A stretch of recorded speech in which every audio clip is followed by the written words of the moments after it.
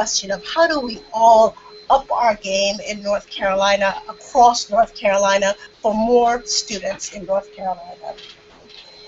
We then want to make sure that you have a chance to hear about some of the national research that's happening around youth engagement.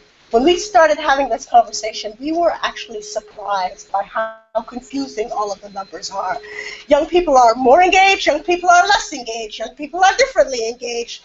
Let's just try to all get on the same page about what's going on with youth engagement. Then we'll talk a little bit about the tools that may be at our disposal to support increased and enhanced youth engagement.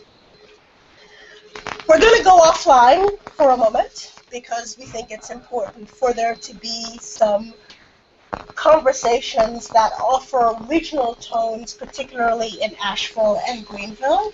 And so we'll have 3 concurrent panels taking place thereafter. But recognizing our ambition of a single conversation, we'll come back and talk about the similarities and differences across those 3 conversations. We'll give you a chance at lunch to have a more informal conversation. Your reactions to what's been going on across the day. What do we need to reclaim? What do we need to reject? What do we need to redirect about our individual and collective efforts if we really are going to up our game in youth engagement? We need to work really hard to ensure that we're not having this conversation about young people without young people. And so each of our sites, a third of the group, except in Raleigh, where it is like 20% of the group are in fact people in our target age between 16 and 20. And we want to give them an opportunity to give us a reality check. I've asked them to somebody calling in. But I think it's important for them to react and give us a sense of whether the conversation is going on the right track or perhaps not. If you all know young people like the ones who live in my house, then you know the problem of getting that advice. Indeed, I'm often saying, I will ask for your feedback on my parenting, and otherwise if I'm wrong. We're then going to go through an exercise at 2 o'clock, which I think is really the linchpin of the day, because this is what we get out and talk about. What are our ideas?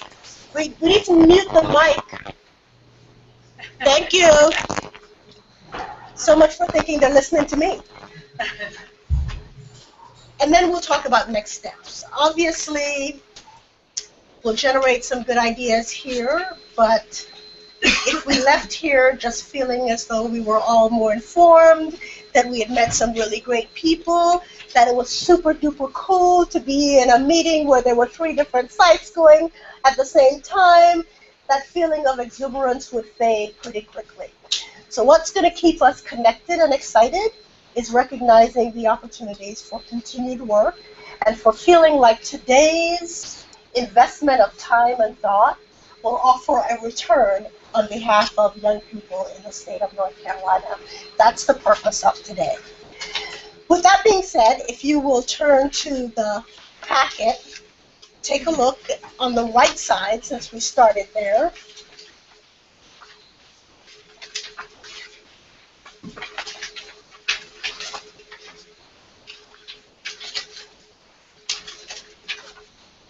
We've got a handy-dandy I Youth Engage North Carolina because, and my colleague Emma is going to run around and harass you from time to time to have an answer to this so that she can share it on social media. So that means your answer has to be short and crisp. It's why she does not ask me to do these sorts of things, because as a recovering lawyer, I don't know how to be short and crisp. You'll also find a list of attendees from your location. You've got a lunch session feedback sheet. You've got a sheet for the idea napkin. And finally, and certainly importantly, You've got a post-meeting survey. Is there anybody who does not have what they should have in their folder? Fabulous. Then on the left-hand side, you have a number of resources. First, a really lovely letter from Governor McCrory speaking particularly to the young people who are convened in these 3 sites, encouraging them to continue to do their great work.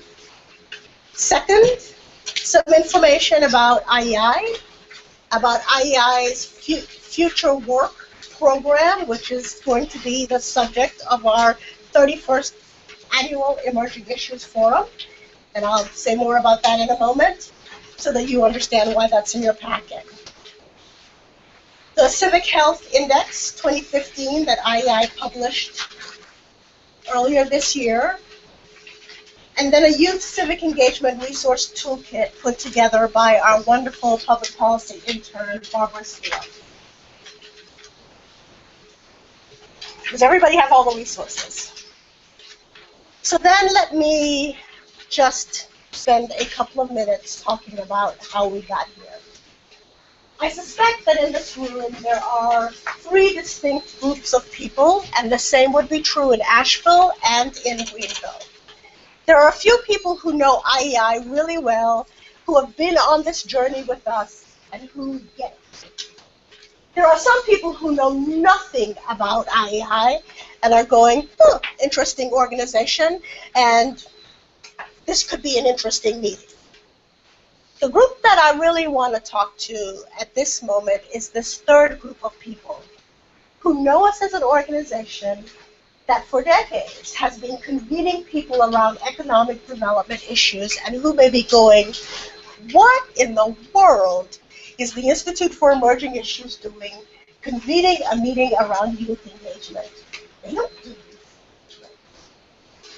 Don't worry, don't feel badly if you're in that group. I woke up this morning asking myself the same question. So here's how we got here.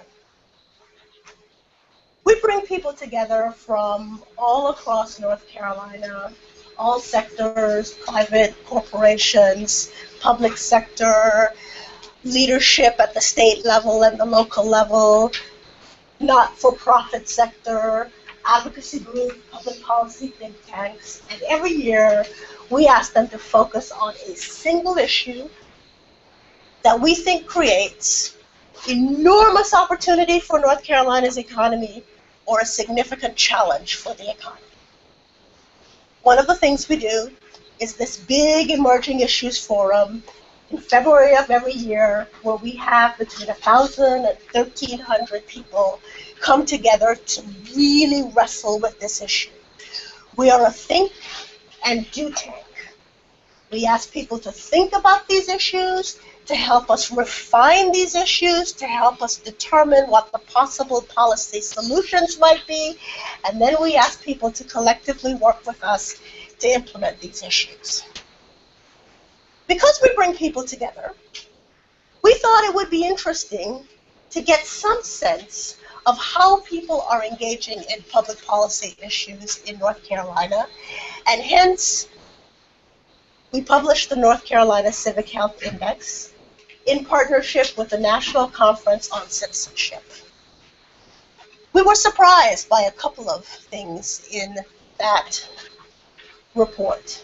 First of all, I don't know about you, but as somebody who is an import to North Carolina, I was always under the impression that North Carolinians were super duper civic engagers, right? Because that's the narrative.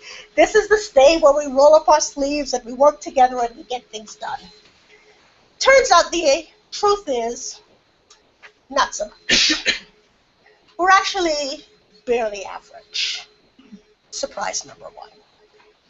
Surprise number 2. As a person who has worked for over 20 years on university campuses, first at UNC Chapel Hill and then here at NC State, I assume that young people are uber engagers too, right? They all have a big S on the cape for all the things they do. Because I work with people like Chris, who do like 15 things. Every time you talk to them, they're starting some new organization. So we expected to see young adults in North Carolina, ages 18 to 29, as reflected as the most engaged group. Turns out, not so much. Amongst all age groups, guess where our young adults lie? At the bottom. You can't answer the question, you know the answer. They're not only the least engaged group, they are the least engaged group by a lot. Which means what we have is sort of an iceberg. We've got some people in the cohort at the top who are very engaged, but under the surface, we have a generation of folks who Wendy mentioned who've just sort of checked out. It turns out that we can't engage that 18 to 29 group unless we have given opportunities before they get to being young adults to be engaged, to practice engagement, to understand what civic responsibility means. And so that's how we got to this work. Now, interestingly, I didn't expect the civic engagement work to coincide so wonderfully, but almost scarily, with the program of work that we're doing on the future of work. For those of you who joined us yesterday for our Google Hangout, you should be very afraid. You should be very, very, very afraid. Because this question of, will a robot take your job, is a real question. Look, I started off thinking, I'm a lawyer. Certainly a robot can't take my job. Turns out the predictions are, yes, they can. But then I said, not really a lawyer. I'm a university professor. That's worse. 70% of current occupations are at high risk for being eliminated based on technological automation. The prediction, by 2040, half the jobs that currently exist in North Carolina will no longer exist. Those are real numbers, and they're not numbers that are going to happen in 2040, by 2040. So we've got this huge conversation to have in the state about how do you prepare for that kind of transformational change, and what does it mean for our young people? And guess what? It turns out that as important as education, formal education institutions are for preparing young people for work, for life, for resiliency in the economy, what does the research show about volunteering and participating in public groups? Not a rhetorical question. Somebody answer, please. In Asheville, Greenville, just be glad that you're on mute because you'd have to answer too. Somebody. Yes.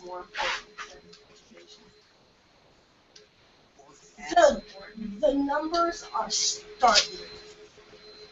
Young people who volunteer and participate in groups, those two forms of civic engagement in particular, are more likely today to stay in school. And they are more likely, all things equal, I'm not talking about just the ones who volunteer, all things equal, to be successful in the workforce. Why? Because they develop social connections when they participate in your programs, and because they develop particular skills when they work in your programs. So a world in which the labor force is going to be churning all the time, and the average person Chris's age is going to have 9, not jobs, but complete occupations in your lifetime. How much more important is it going to be for young people to be in a world in which they get information in real time? And how much better would it be if they were getting it from all the volunteer activities that you all do? So take a look at that sheet, future work. Think about it a little bit, because when we get to the idea session, you're going to be challenged to think about what you've heard that you want to do, and it can be anything, because this day has to be about you, not us. But I'm going to be looking, in particular, at those ideas that focus on how can we make volunteer activities and participation in organizations even better and even more applicable to this question of the future of work. With that, I'm going to turn things over to Eric Rolls, who you can Google him and read the 15-page bio that I was going to read. All I'm going to say is he's a good friend of the Institute for Emerging Issues. How's that? Very good. Very good. Round of applause, Mr. News. Please, round of applause. Good morning. Good morning. You made it through traffic in Raleigh on a Friday. Good morning. Good morning. My friends, you made it to Greenville and you made it to Asheville. We have got a great day in all three sites here. There is energy in all three sites here, and what we're going to be able to do, you've got cameras right there. Raleigh, you need to be able to say hi to Greenville and Asheville. Turn around, wave. Turn around and wave to our friends. Turn around, wave to our friends here as well, too. Very good. Nice job. Let's go, Greenville and Asheville. Let's go. We need some waves over here. Need some waves. Need some waves. There you go. Look, very good. Come on now. Come on.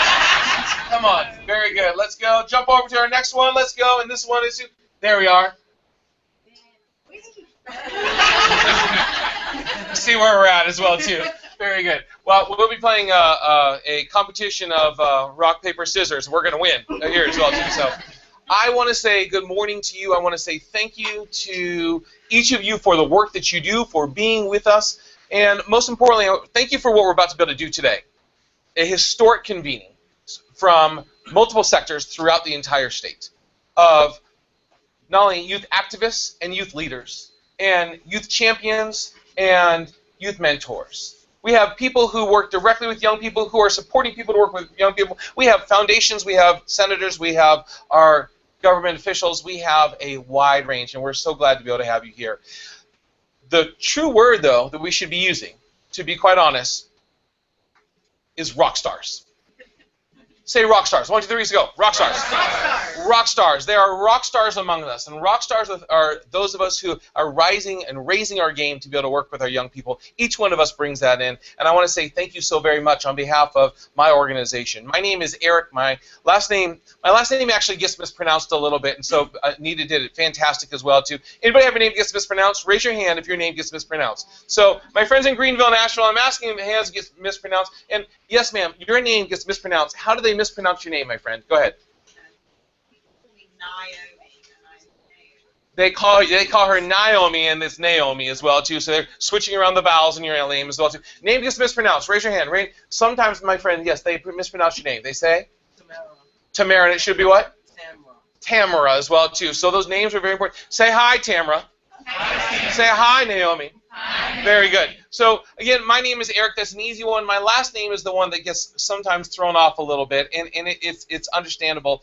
And so we're going to have a great day today. I'm going to help kind of keep us moving on through our day here today. But you think, who was that guy? What was his name? There's an easy way to remember my name. My last name is R-O-W-L-E-S. R-O-W-L-E-S. I get all kinds of things. I get Rouse. I get Ralez. I get Raleigh, like I was French and I didn't know. Right? But my last name is Rolls. It's Rolls. Say it for me. It is what?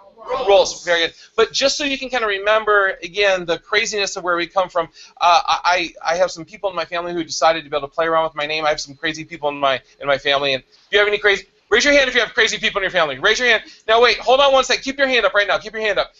In Greenville, Asheville, same thing. Put your hand up. Greenville, Asheville. If you have any crazy people in your family, put your hand up. Put your hand up. Put your hand up. Now, put your hand up. Now, here's the thing. Here's statistic number one. Statistic number one, put your hand up if it's for you. In every family, there's at least one crazy person. So if your hand is not up, you are that person. Just putting this out here for you, each one of you as well, too. So just so you can remember for us as well, is that I have last name of Rolls. My aunt decided to be able to name their child. 19 years old, decided to name a child. His name is Royce. My last name is what? Switch around is what? Rolls Royce. I swear this is absolutely true. I swear it's absolutely true. But if it was a girl, just so you can get a sense of the twistedness of my family, if it was a girl, they're going to name that child Tootsie. I mean, can you imagine that, right? So, which is not bad if you're 12, but if you go to a meeting like today, like, hi, Liz, hi, Tootsie Rolls. Good to be able to meet you as well, too, right? I don't want to know that as well. So, I run this program called Leading to Change, and this is Kendall. Say hi, Kendall. Hi. Kendall is our IT person of the day, so if it works, it's because Kendall's doing a great job. If it doesn't, it's not Kendall's fault. That's all it comes down to as well. Kendall, can we go to the quick slide here? We're going to be able to go to here, and we're going to be able to go off of my camera and just to our quick, we're going to be able to go to quick presentation. I want to share with you just a little bit about who we are and what we do, and the fact that I'm joined by a couple of colleagues from both Greenville and Asheville as well, too. So, oh, hey, that's pretty cool. I like where that's going as well, too.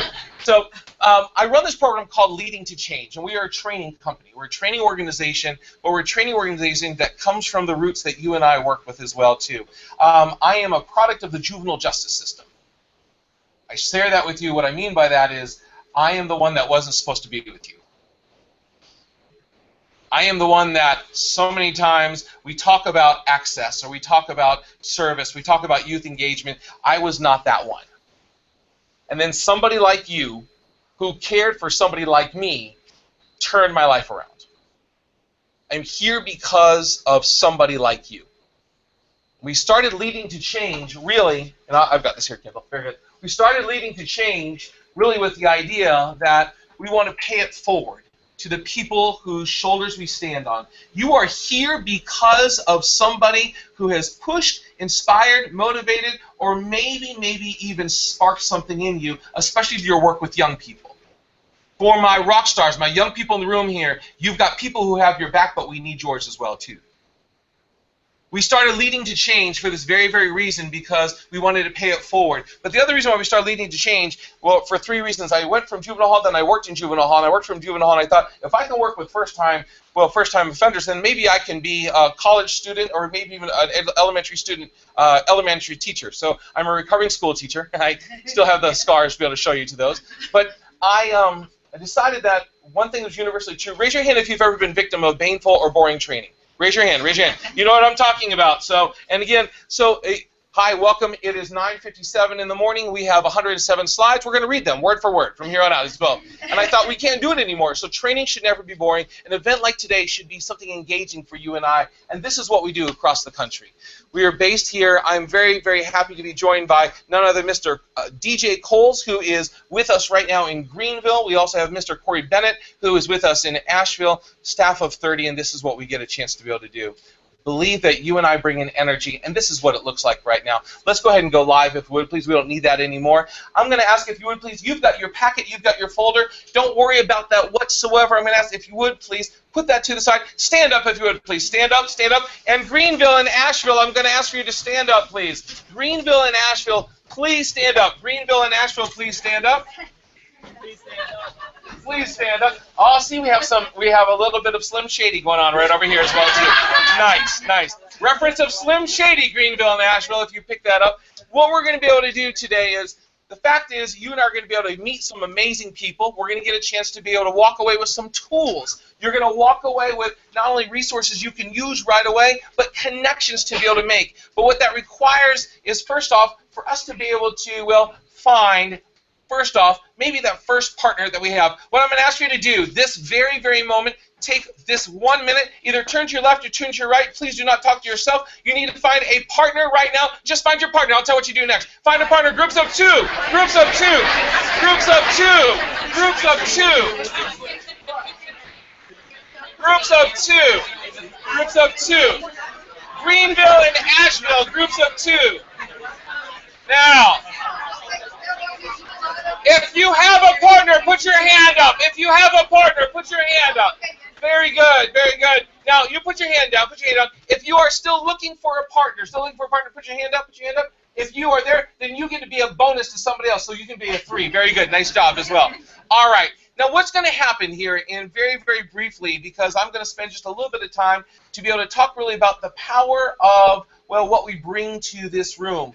We will be speaking for both Greenville and Asheville as well as Raleigh. You're going to walk away with resources. You're going to walk away with utilities today. This will be a great day, but it goes back to thinking about, well, what we bring.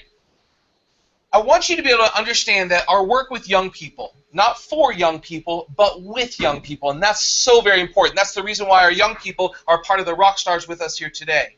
Our work with young people needs to be able to require for many of us to be able to know that there's 2 things that will shut our work down. And the first thing I believe is fake. I believe our young people can spot fake a mile away. If you believe me, say true. True.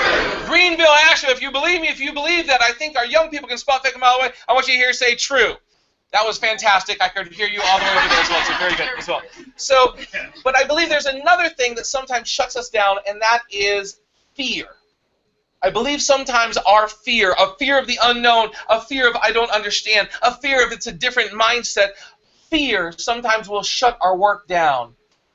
And so what we're going to be able to do for the rest of the day, conversations we're going to have, data we're going to be able to hear, resources we're going to walk away with, partnerships we're going to be able to make. From here on out, our mantra today is no fake, no fear.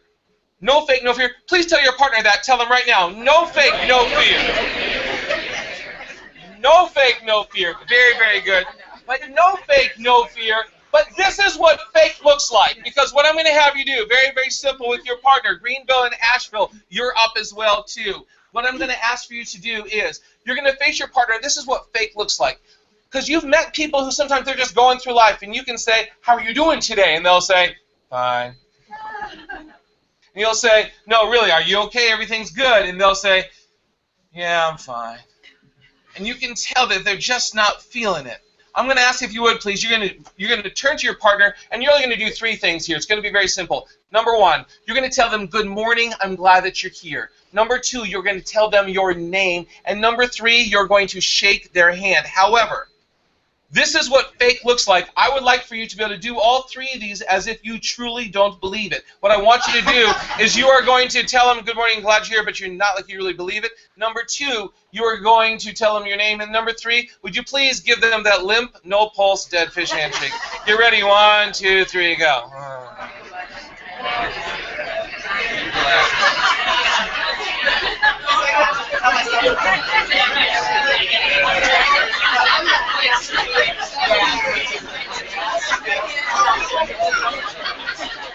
Greenville, Asheville, Raleigh, that was awkward. That was just plain awkward.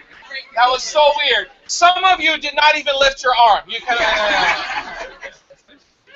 Here's what I want you to be able to think, especially our work with young people. And now I'm speaking to the adult allies in the room. The adult allies are people who've got your back, my young people, my youth rock stars in the front, but especially my adult allies in the room. This is not easy work. You did not come to this institute. You did not come to the summit today to do easy work in Greenville and Asheville and Raleigh, but instead we came here to be able to raise our game. But that also means that with that no fake, no fear, to be able to be mindful that when you and I work with young people, I believe that we will leave a legacy to one of 2 things. When you and I walk into a room, when we bring the energy to our staff, we're known as one of 2 things. You are either known for your passion. And that passion is when you walk in the room and all of a sudden that young person's eyes light up. Because maybe you're the first person today who didn't judge her or him based on a past they had.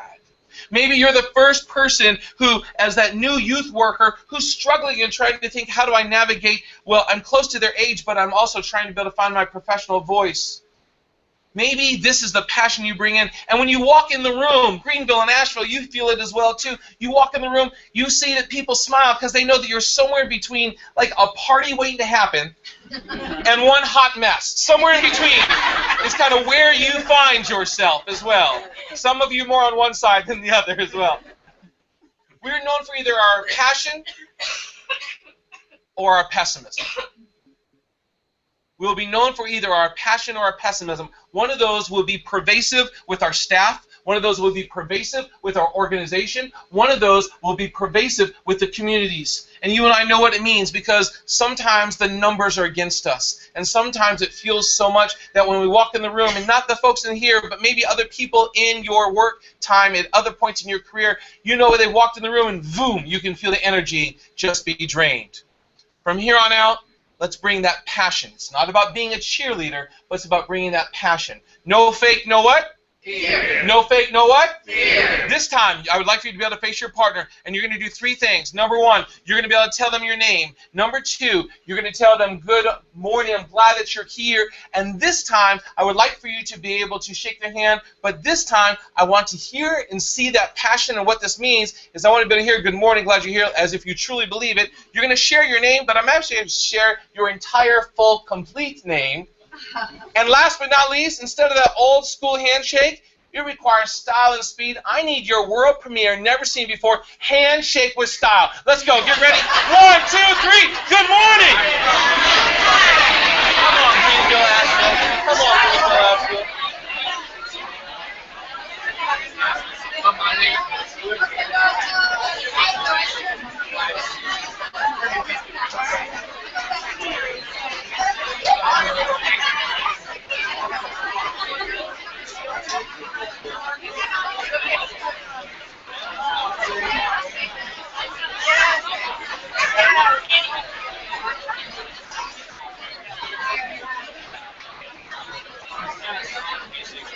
Ladies and gentlemen, say the word rock star.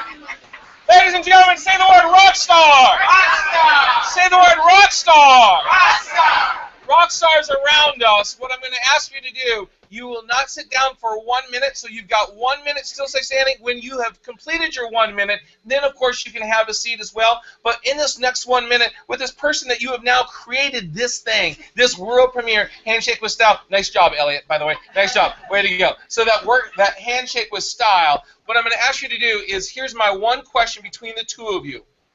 Either, what's an expertise that you bring here today, that you, not your agency, that you bring here today, or what's something you would love to be able to get by the time that we leave at 10:30 tonight? What would that be for you to be able to have as well? So either expertise that you bring or something you walk away with. You've got 1 minute. On your mark, get set. Let's go. Rockstars, Greenville, Asheville, go.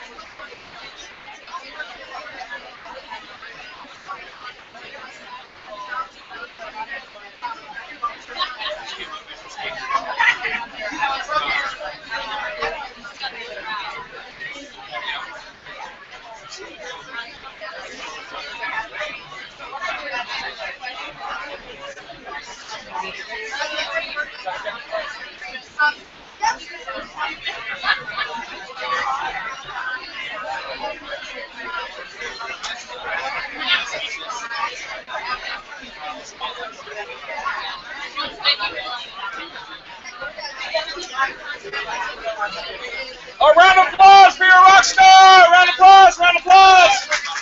Have a seat if you would like to. Have a seat. Have a seat if you would like. Have a seat if you would like as well.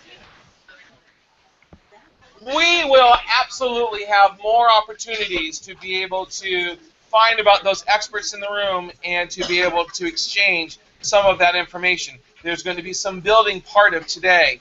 But what I wanted to be able to do, I wanted to be able to share with you as the beginning of this, just to be able to kind of set the context. I've got this from here, perfect as well too. one of the things that we do with Leading to Change is we were very, very fortunate about 10 years ago to have the Kellogg Foundation who came to our training agency and said, you work with young people and you work with youth providers. We want to increase giving and youth engagement in North Carolina. We said, that sounds great. And they said, we want to actually put some skin in the game. And we said, that sounds great. And they said, we want to see if we can get the community foundations and other people involved. And we said, that sounds great. And they said, let's try it. That was 10 years ago. We started in 4 communities, Winston-Salem, we started in Greensboro, we started in Charlotte, and we also started in Mocksville in Davie County in Mocksville, North Carolina, to be able to see how we can engage young people to give back. This was just a subset of our training organization. What we have never would have realized is 10 years later, oh, and it looks like, there we go, bring it back up here, there you go, there we go. Is it going crazy?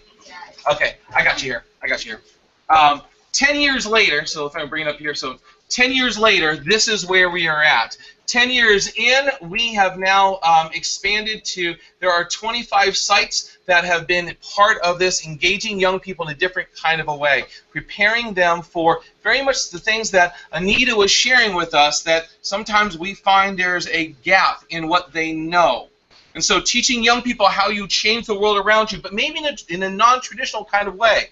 You're going to hear from our friend Felicia a little bit what's been measured and sometimes what's not measured as well.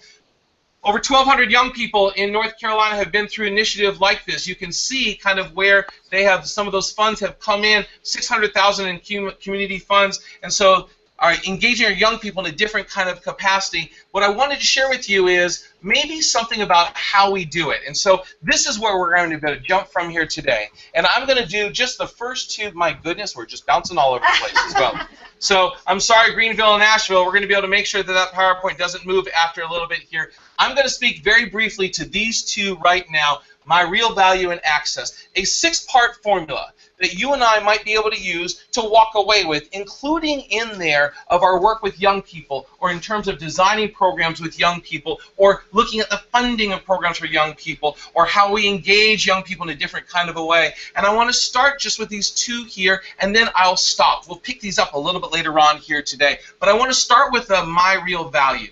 And it's something that I think we need to be able to check ourselves. WIIFM, what does that mean? That means what? What's in it? What? What's in it for me? And what I say by this is we are talking about a generation that has learned about, my goodness, it's bouncing. I'm so sorry. I think you're the one who's doing it. I'm not touching, yeah. Okay. So I'm holding on to it. So a value-focused generation. So you're going to hold on to this one. Yeah. There you go. I like that. That way it's for her as well. Eric with the last name. That's right, Eric with the last name. So a value-focused generation, what I mean is this is a generation that is incredibly altruistic, but maybe in a different kind of a context. It's a generation that has given more hours of service than any other generation at this point in their lifetime. Now, much of that is because of service learning. Much of that is because of the way that we have engaged young people, especially in North Carolina, in a different kind of way. Some of it's court mandated, understand? But so the idea that the question of why would I volunteer with you? Why would I do this? And not because I'm not wanting to engage, but what's in it for me? You've taught me early on, my Gen X and my Boomers, you taught me early on that the customer is always. And so, as a customer, what do you have to be able to provide for me? And if you can share this in a concrete kind of way, you are ahead of the game. Because my real value, if I am already perhaps struggling and barely making ends meet, or making sure that I have food for me, maybe even for my family, and I've got to take 3 other jobs. Wow, there was some music going on there as well too. I like that as well. So, might be an echo, this might be true. If I'm taking multiple, interesting. If I'm taking multiple jobs, and for me, if I'm trying to be able to barely hold on to this, I may not have time to be able to jump in and engage with you in this amazing community campaign. So perhaps you bring a different value to me. What's the intrinsic or the, well, tactile value? Are you going to provide for me service learning hours for me to be able to graduate? If I am maybe coming off of a probation sentence, will this give me community hours credit? These are those tangible things that might help in a great kind of way. Let's go back here. So I've Go got back. this as well. Right. Yep. Kendall's Go- got it for you. Keep on going. Let's go back again, please, if you would, please. Back again. Back again. Back again. There we go, as well. There's some great examples that are out there, but one of the things I guess I'd want you to be able to walk away with is, do you know your elevator pitch? Could you explain to a 15-year-old or a 25-year-old, could you explain to an 18-year-old or a 28-year-old in your community why they should engage with you? Many of us can, and you're fantastic at it. But if you can clarify and do it within the first floor to the third floor for already a programmed person who might have a lot of other things going on, to be able to say, this is what I'm going to get from you. This could be your first one. What's the real value? What's in it for me? It's not about being selfish. It's about being self-focused. And we helped program that and said, it's all about you. Now, let's see what we can do to be able to give them something. I wanted to be able to start there because I think there's a perspective that meets the road, especially with our programming and the work that we do. But let's go to your second one, if you would, please, Kendall. I'm going to do one more, and then I'm going to turn it over to my friend Felicia as well. I want you to think about the access. And I want you to be able to share with you that this is a building that I actually used to work in. I worked at Rutgers University in New Jersey, and I was in charge of bringing in our first-generation college students. And this was my office. This is where I worked. It was an old abandoned bus shelter. And it not only had a chance for me to be able to bring amazing rock stars like you, who have degrees, who have gone to trainings, who have gone to webinars. I've got college students and folks who have got a perspective, and we set up shop. We had this amazing program. It was so well documented and driven, but we didn't have any young people come to us because they couldn't get to us. It was an act or miracle even for them to be able to get to that side of campus. And so sometimes you and I have some great, great, great youth engagement opportunities, but I can only get the same 5 people there. Well, maybe I can bring it to them instead. Maybe I can leave my office and leave my institution and put it on the road. Because maybe I don't need to be in front of my own laptop, but I can go to that community center, and I can go to that town hall, and I can go to that community forum, I can go to that shelter, I can go to that hotel lobby. That's the only meeting space in that small town there, as a way to be able to do this. If you please, Kendall, one more slide here, please. There's 3 levels of access I'm going to leave you with, and then we're going to turn it over to my friend Felicia to be able to continue bringing in some larger data as well. As I stay on the programmatic level, one more, Felicia, could you go back, please? So we will figure this out back and back. There you go. 3 levels. Physical level, your emotional level, and your cultural level. The physical level is how easy is it for them to be able to get to where you're at. But what about that emotional level? How many times have we seen where those of us who we are fighters for young people, we engage with young people, but what happens is that young person goes to that shelter, or that young person goes to that clinic, or that young person comes to your office, and they come to your office, and they walk up to your office, and they walk up to your office, and all of a sudden there might be someone who might be in the reception area or waiting area who looks down and says, "Can I help you?"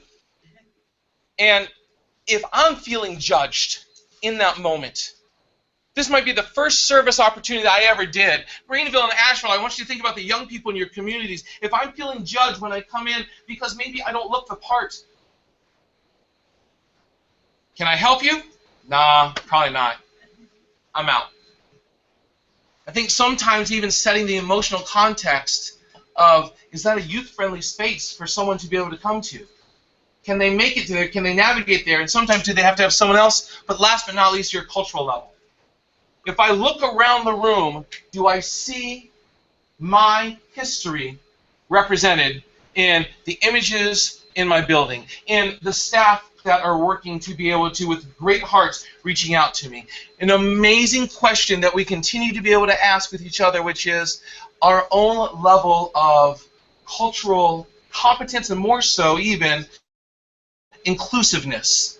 This is not always about the color of our skin, my friends, in 2015. This is about even something beyond. There are some great resources that we will follow up with you here today. Beyond Heroes and Holidays, a great book called I Felt Like I Was From Another Planet, about our first generation students who are trying to navigate the service world, especially in North Carolina, and they're confused. Because when we ask for a Social Security number and I don't have a Social Security number, maybe I'm not allowed to be able to be here. When there's an automatic assumption, tell me about you need to have mom's signature and dad's signature on this form, but what if I don't have mom and mom or dad and dad? Maybe this is not the place where I should be a part of. And last but not least, there is a great resource that I will share with you later on called teachingtolerance.org. Does anybody know about this? Out of the Southern Poverty Law Center. My goodness, I want you to be able to know that there's resources out there to help you and I as we look at engagement in a different kind of way. Teachingtolerance.org. By the way, it's a site where you can get free resources that are already designed for you. How much does that cost? Free. How much does that cost? Free. That's free. That's bonus. That's a good one as well, too.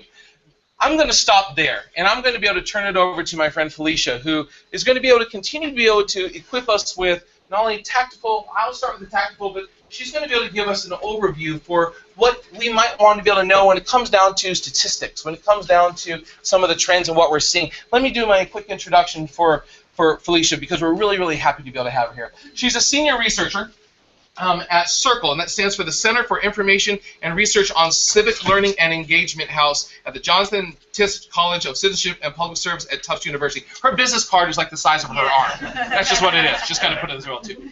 But she is a lecturer in the College of Public and Community Service at the University of Massachusetts, Boston.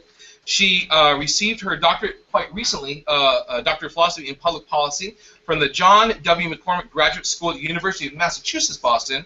And prior to joining CIRCLE, she spent about 20 years in community-based practice working with organizations towards individual change. It is amazing that we get a chance to be able to have this resource with us here today. And so I'm so glad to be able to have you. Welcome to North Carolina. Please welcome Miss Felicia. Round of applause, Felicia, please. Thank you, Anita. Very sensitive. I don't think I will gesture as much as Eric. So thank you. First off, I really want to thank the IEI for helping me come here today and really inviting me to be here. I really want to thank Diane Cherry and Alicia Page, who really facilitated me being here.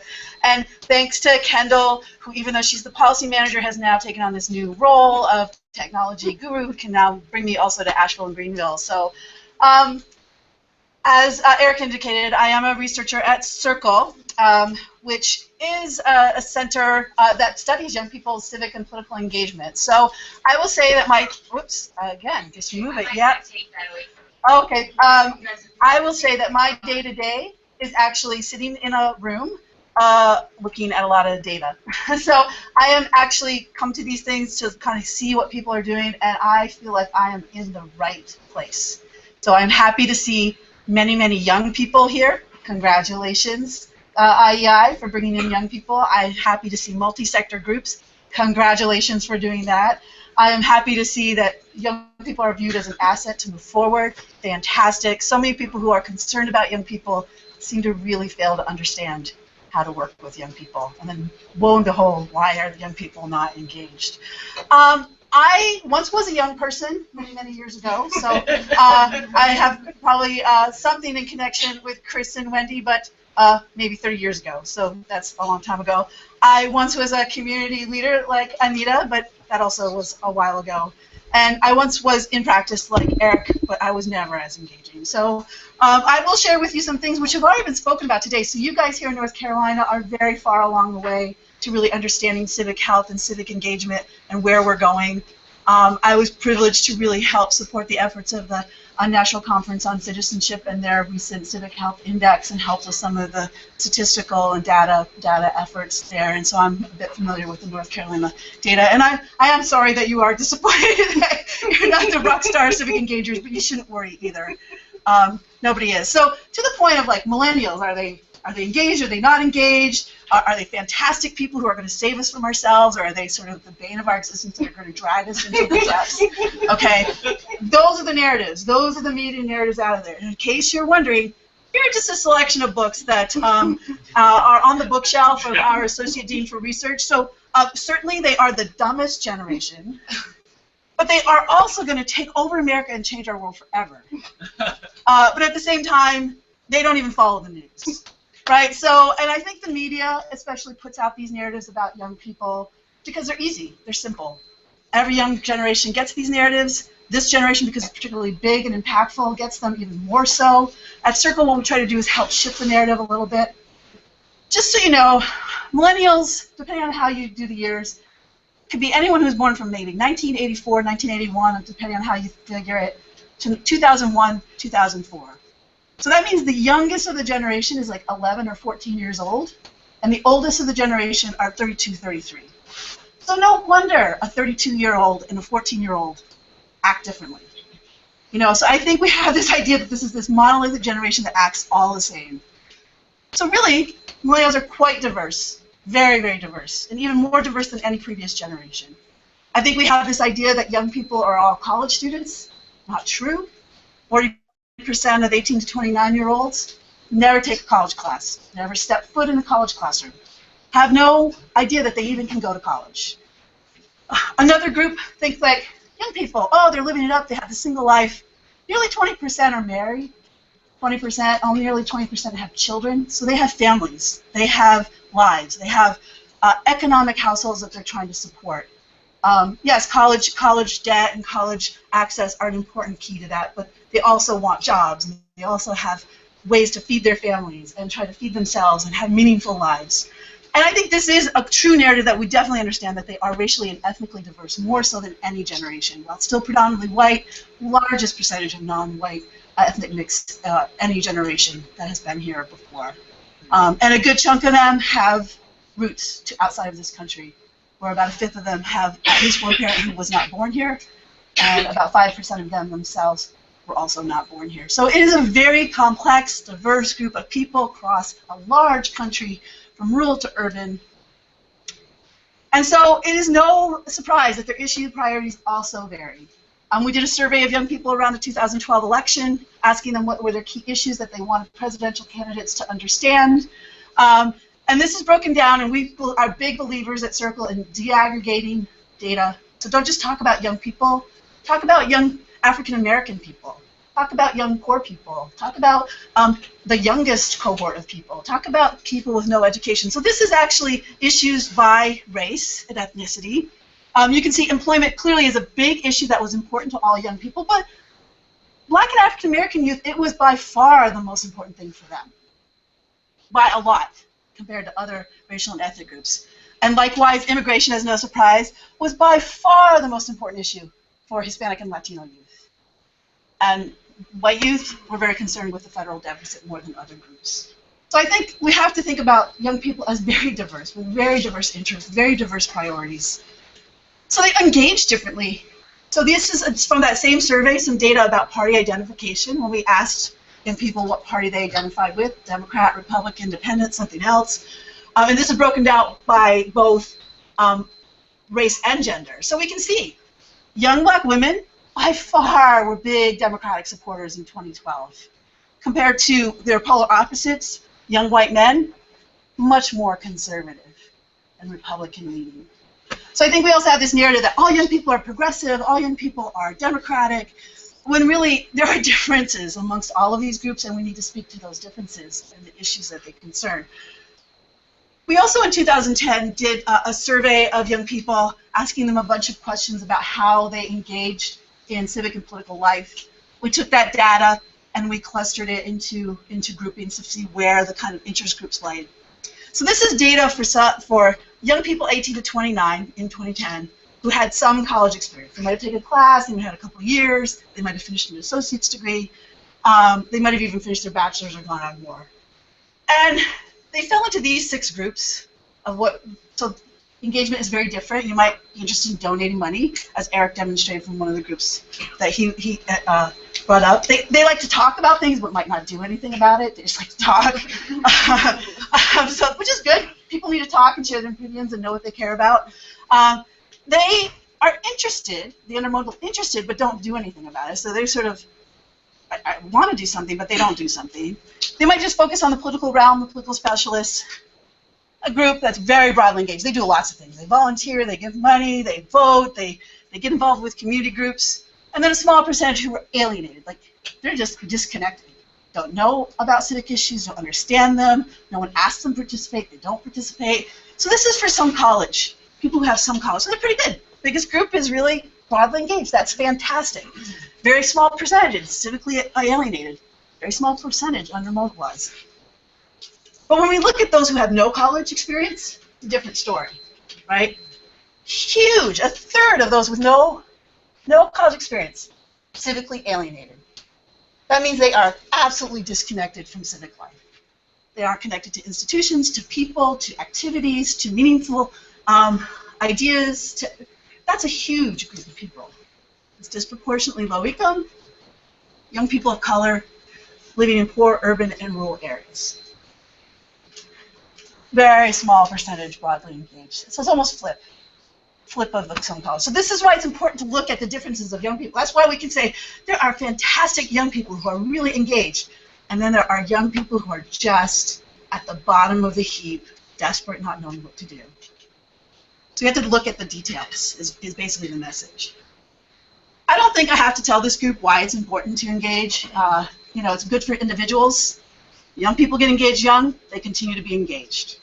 Talking to Casey earlier, she got engaged young, she's going to stay engaged. Her siblings, she said, maybe not so much. Or different patterns, different paths. Certainly there are personal benefits, not just you'll remain engaged, but Anita indicated you have better educational outcomes, better career, workforce outcomes, better social well-being, just better health outcomes, just happier, just more fulfilling life. So there's lots of individual benefits, and there are lots of community benefits. We need more people engaged. There's lots of problems. We need more diverse people engaged, different kinds of problems. People have different perspectives on them.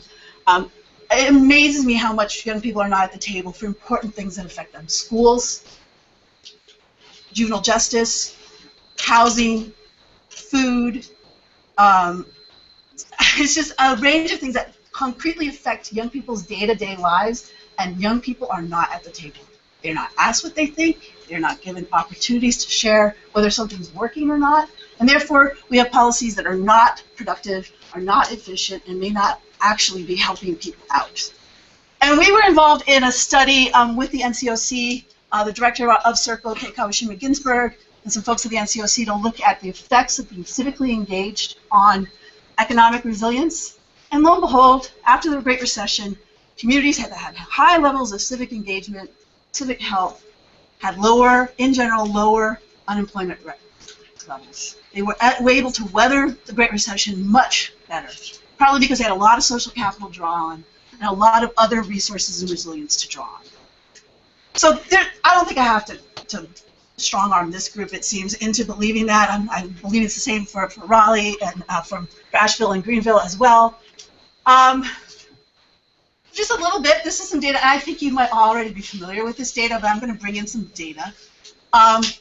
So if we look at just millennial volunteering and helping behavior, so this is from same study of current population survey data that is forming the Civic Health Index. Volunteering, working with neighbors, doing favors for neighbors. Again, young people, millennials, lower participation than other generational cohorts. Not new, Anita referenced it earlier.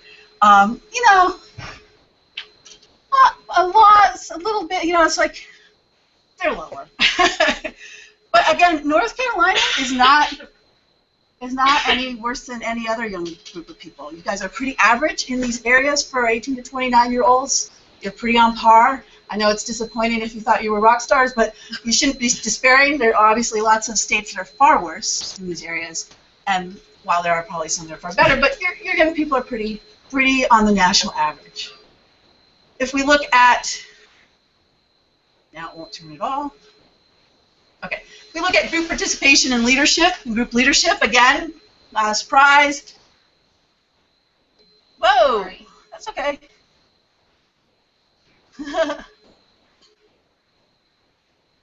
Not a surprise, millennials are lower than other generational cohorts. And again, North Carolina is no better or no worse than the rest of the country in that game.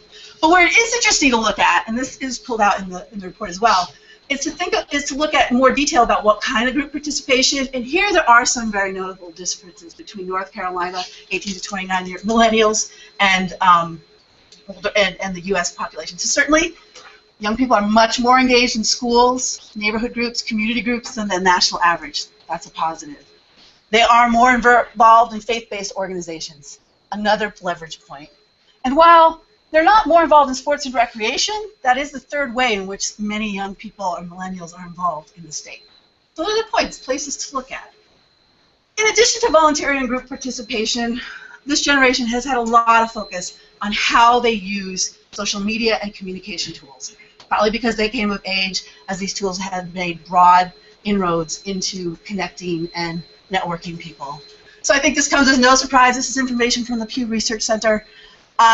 Young people, millennials, get most of their political news from Facebook, less so from local TV. It is almost a mirror of the boomer generation who gets it the other way around. Gen Xers are probably somewhere in the middle. But so social media, that's where they're at. They, by far, the most political information news they get is on Facebook compared to other social media sites. Contrary to other messages that might be out there in the news, young people don't trust or distrust the media any less so than other people or any other generational cohorts. They're pretty much the same as other generations in that respect. They are, however, less familiar with some of the, for older generations, some of the standard news formats that we might be familiar with. So they might not be as familiar with MSNBC or the Drudge Report. They have different places that they get information from, and those places they tend to trust or distrust just as other people trust or distrust their news media. I will say that there is a bit of a difference. Pew put out another report looking at use of social media by different disaggregated data. Certainly, white young people tend to use social media more to sustain and enhance their social lives. African American and Black youth have a more tendency to use political information in their social media use and to leverage political and news information. And despite they get more political information than any other generation via social media. However, they're not as interested in politics as older generations. That's pretty much a generational norm. Earlier generations also at their age were not as engaged. And then just looking at other kinds of social media use, almost 90%, this is no surprise to people, have access and use social networking sites. Almost 70% have mobile devices. This is information from Pew from 2014 and 2015. They use their social media devices, their mobile devices, though, as much for social media consumption as for communicating and connecting with one another. A lot of messaging, a lot of texting. For those of you who are in this age group, you can discount that if that's not true for you, or counter this narrative. But so I think this is the part we miss, this sort of the SMS messaging and other messaging uses of apps. So they're not just, don't need to just be broadcast to, they need to be in conversation with and connected to. So I think that's when people are working with youth populations, I think they fail that part of the connecting to and in conversation with. If I just put my post up on Facebook, that's good enough. Often not. And they do some kind of traditional online stuff, but not to as large a degree. So how do we engage young people? Well, it seems like you folks in this room already have good ideas of how to engage young people. In fact, as Eric was mentioning his stuff, and as Chris and Wendy were sharing their stories, they're well on the way. They have expertise that is confirmed by research. So we did a report where we talked to especially these sort of disconnected, civically engaged young people, and what they told us is they need interactive and engaged activities. So they need more Erics in the world. They need the kind of person that Wendy encountered who said, why don't you come and do this, engage here, and then really finding ways to make it meaningful to them. Not what I want them to be engaged in, but what do they want to be engaged in. Certainly that what's in it for me thing, skills. They want to learn practical skills that will help in civic life, get those concrete learning experiences, those internships, those volunteering, those group participation skills that help us in civic life, but also are absolutely great for further college education or learning or educational outcomes, and great for workforce development. They want these skills so they improve as people, like any person.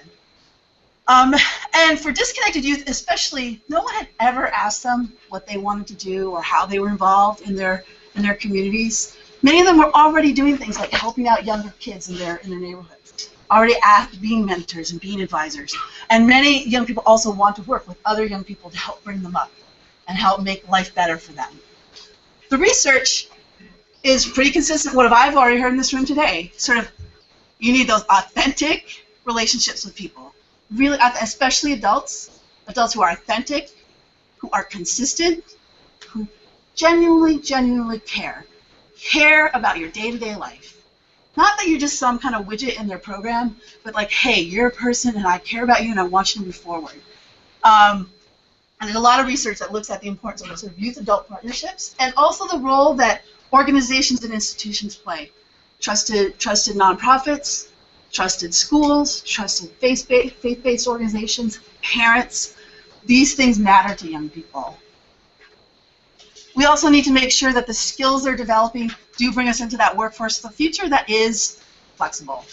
That doesn't just say, here, let me teach you how to do this, but actually helps you how to think, how to communicate, how to really engage in ideas and know your own passions, and how to leverage your own skills.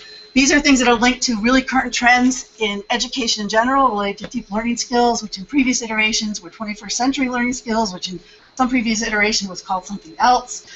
But they're the kind of skills that kids who have lots of access to resources and high-level educational opportunities get. But they're not broadly distributed across the U.S., and we really need to make sure that schools and out-of-school time programs and community-based organizations and learning opportunities really help young people develop these kinds of skills. I know who I am. I know what I believe in. I know how to leverage the skills and resources that I have. I can think critically about the issues that care about, and I can make a difference. And then to Eric's point, the research also definitely confirms you need to build on where current engagement is, and you need to go where the young people are. So here, in the case of North Carolina, sounds like it might be schools, community-based organizations, nonprofits. It sounds like it's faith-based organizations and perhaps some sports and recreational activities. But the idea that you bemoan young people not being involved, but you're sitting in some place where they don't have access to you and you have no connection to them is just not going to work. That place in Rutgers that looked like a prison front that was in Eric's presentation, too many youth programs fall in that trap. So again, from what I've heard in this room, I don't think that's the case here. Might be the case for some, but that is often a trap too. Like, why don't the young people find us? Well, you need to go where for disengaged young people is even harder. For those young people involved with the court system, who might be homeless, who are really struggling with a lot of crises in their lives, it's a very difficult thing, and it needs real consistency. I'll just wrap up to say, one, we have a lot of resources on our website at Circle. We're constantly producing new things. In fact, we're engaged right now in a large-scale study, an experimental study of looking at the effects of service on employability. So we're going to be fielding about 8,000 resumes, looking to see whether or not having volunteering and community service on your resume actually means employers will call you back. And we hope through that study we'll definitely prove that indeed, yes, doing the volunteering, having the internships is something employers look for when compared to resumes that don't have that experience. So we have lots of things there, from civic education, politics, civic behaviors. You can always contact us. I have a stack of business cards over there. Our contact information is on the website. We field questions from people all the time. You want to make a case to a funder, to a legislator, to a policymaker. You're trying to convince your friends that this is important. You want some concrete data.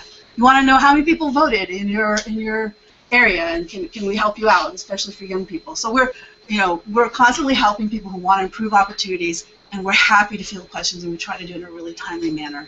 I would also say, reiterate to look at the resources that are in the packet. There are some really great things there, and I think those are really great starting points, and the organizers have put together some fantastic things.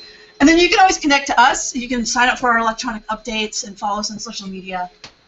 We're not heavy like putting things out there all the time, but we do alert people when we have new studies, new data, new research, and we want to work with people, and I'm really happy to have been here today. So thank you very much for helping me share this stuff. Okay, I turn it back to you. No, you did great as well too. Okay. Felicia, we are going to take a break. We're actually just jumped back up onto time here. Right. We're going to take a break here, and what we're going to do is here's your chance to check in with Felicia. You're going to be here for the day. I'm here for the whole day. Absolutely. Fantastic. I'm not going to fly here and not take advantage of talking to people. Fantastic. So chance to be able to check in with Felicia during the break here. The other thing, just for you to be able to know, here's your time frame, which is we will start back up. On honor that. We'll start back up at exactly 10:55. Now, what I will share with you is I will actually begin right around 10:53. And what I want to do is I want to share with you, if you'd like to be able to come in, additional resources. We talk about disengage, and sometimes you've got to use by any means necessary to be able to try something else. More ways to be able to use some free music, but also movies. How you get movie clips that are already designed, media clips, to be able to kind of make your program come alive, because it might be speaking to one audience, but what about the other audiences you're not reaching to? I'll announce that at 10:53. It's 10:44 right now. You've done a great job. Give yourselves a round of applause. Way to go, way to go, way to go. Greenville, Asheville, let's go to break. We'll see you in exactly 11 minutes. Here, come on, come on. We'll go to break. Way down there, around there. All right.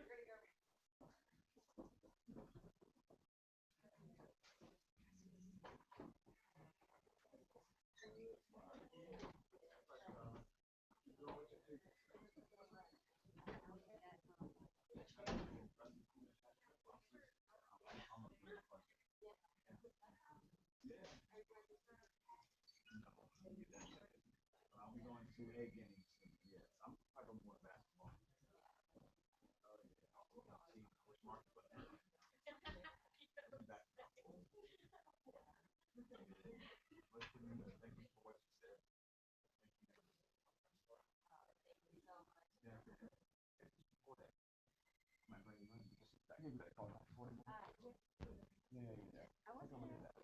We do missions in America. We've got families that follow the practice.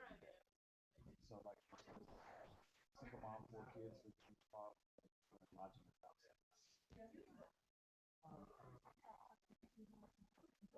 Ready to rock? Oh, that's okay. Hey, I'm ready to have you back.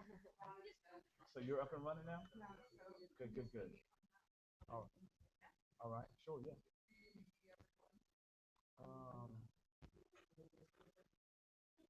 It's sparse on this. Well, they're gone. So yeah, actually, yeah, I can. Yes. But yeah, we do missions in America.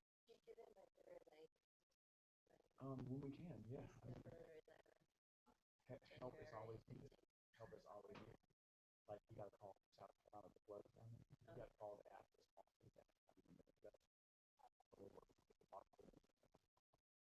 It's going to be a program. Boy, it was never all the resources that are contracted to bring them together. We have. We get calls from everywhere. I mean, literally, we're starting to get calls from Illinois. And we're just a very small nonprofit that's just going quick. Because the church is more. Because the church is more. It's been some crazy mess we've been unearthing. I understand why it was quick. It was a divine assignment. I was away from you. Never happened. All I did was write on what happened. I'll definitely keep in touch with it. Like, I'm involved with different organizations like Carolina, and we work with a lot of nonprofit organizations. And I'm the director of finance for the organization, so we do. Like, I deal with the money, but I also like to deal with how we balance our money. So I definitely like to put money towards things that work for the community. Well, we definitely do. And one last thing, last year we adopted 2 Hispanic families that couldn't afford this. So we were able to actually have money. We did multiple families, but because you are the word term is correct. We help anybody. A big thing. And socioeconomically too. Help middle class families pay their water. I'll definitely keep in touch with you. I'll talk to my Hispanic organization because we have here I'm planning to introduce them to a project that will help Christmas for Christmas. Like, I understand that there's some families that cannot afford that. So we still have a lot of money left, so I kind of want to invest that money into something. Together. Or they can do it together. It's not about us, it's about us. Yes, that's true. Thank you so much. Nice meeting you, though. Thank you so much.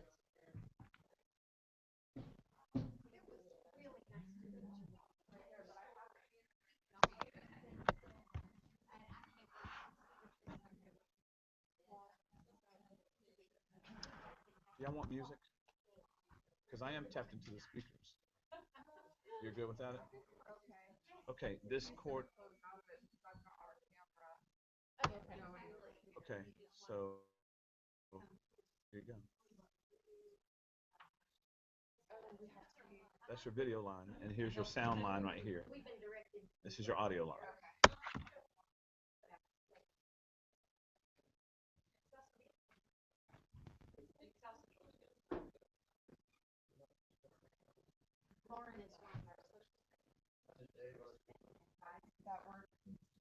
I can't say anything yet.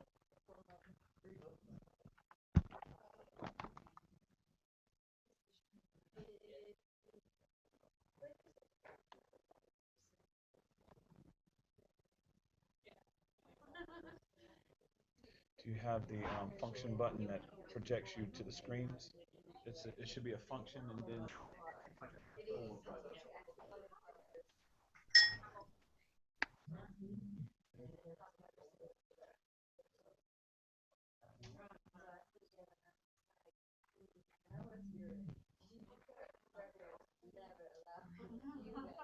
think you want to do it probably on if you have the option on both.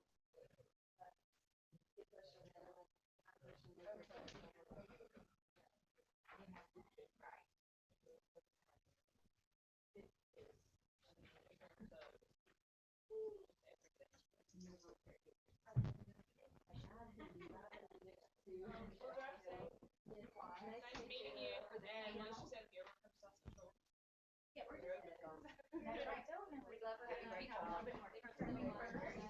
So, yes, we will.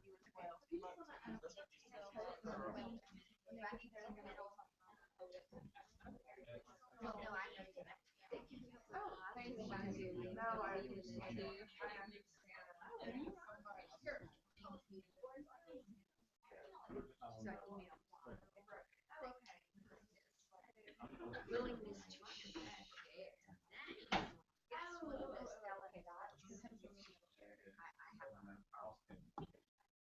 Somebody donated a rose to me. Well, better to be here than it is to stay two prisoners just in case. At least you get to leave today outside, and I'm not quite sure. No, I don't think they're on a lockdown. You get that email alert from me. That's a little different. It's nice to meet you. Yeah, we're not connected. No. Let me work you out the number on this one too. That was the only one. That's the video port.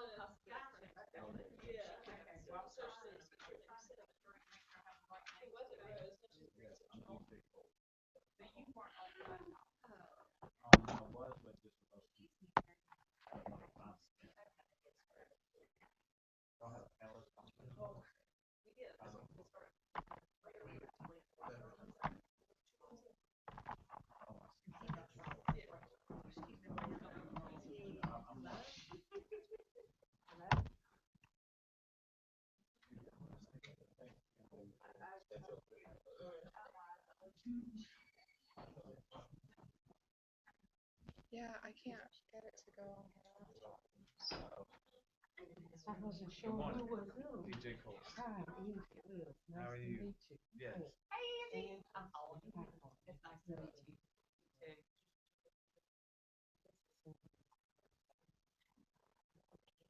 Well, yeah.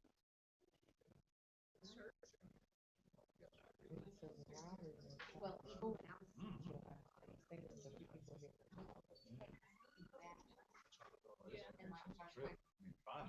and then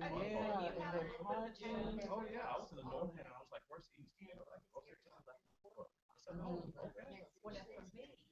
It was South Central.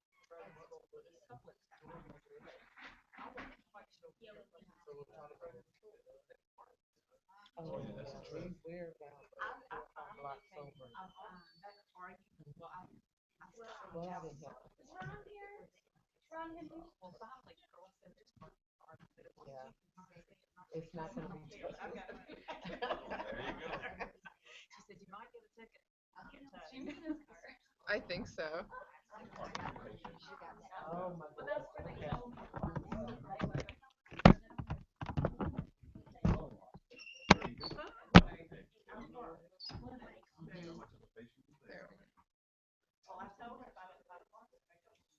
There you go. Oh, fun. Yeah.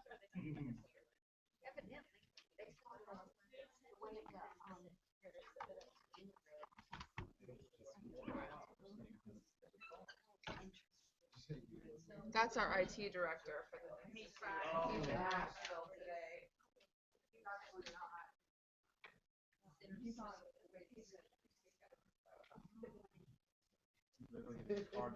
Wow.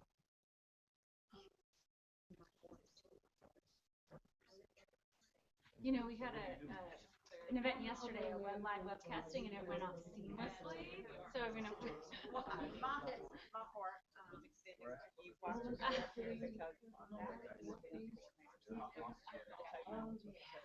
And you know, but I would do it if I knew. I understand. But everyone's been really gracious. Good. We missed the turn. The what? We missed the turn on 260 Wilson. We ended up in farm. Or near Sundown. It wasn't until, and she pulled up there first. I don't know if we're in the right direction. And she had the right exit. I said, this isn't the exit. I think it's just a straight shot. Like, I've been here a million times. And so anyways, yeah. Was that this morning? We ended up walking in right at 9 o'clock. So we said the morning just kind of got started. I was just saying, thank God it's Friday and not Monday. I have to tell my friend, where else was that? I think we'll be okay. But anyways. Well, I heard your meeting on Monday went awesome for innovating. Yeah. Good week. We still have not always remembered yeah. Christopher had mentioned it. So you almost have the challenge where you could go any direction. We could. So that makes and we don't want to narrow so much that we look back.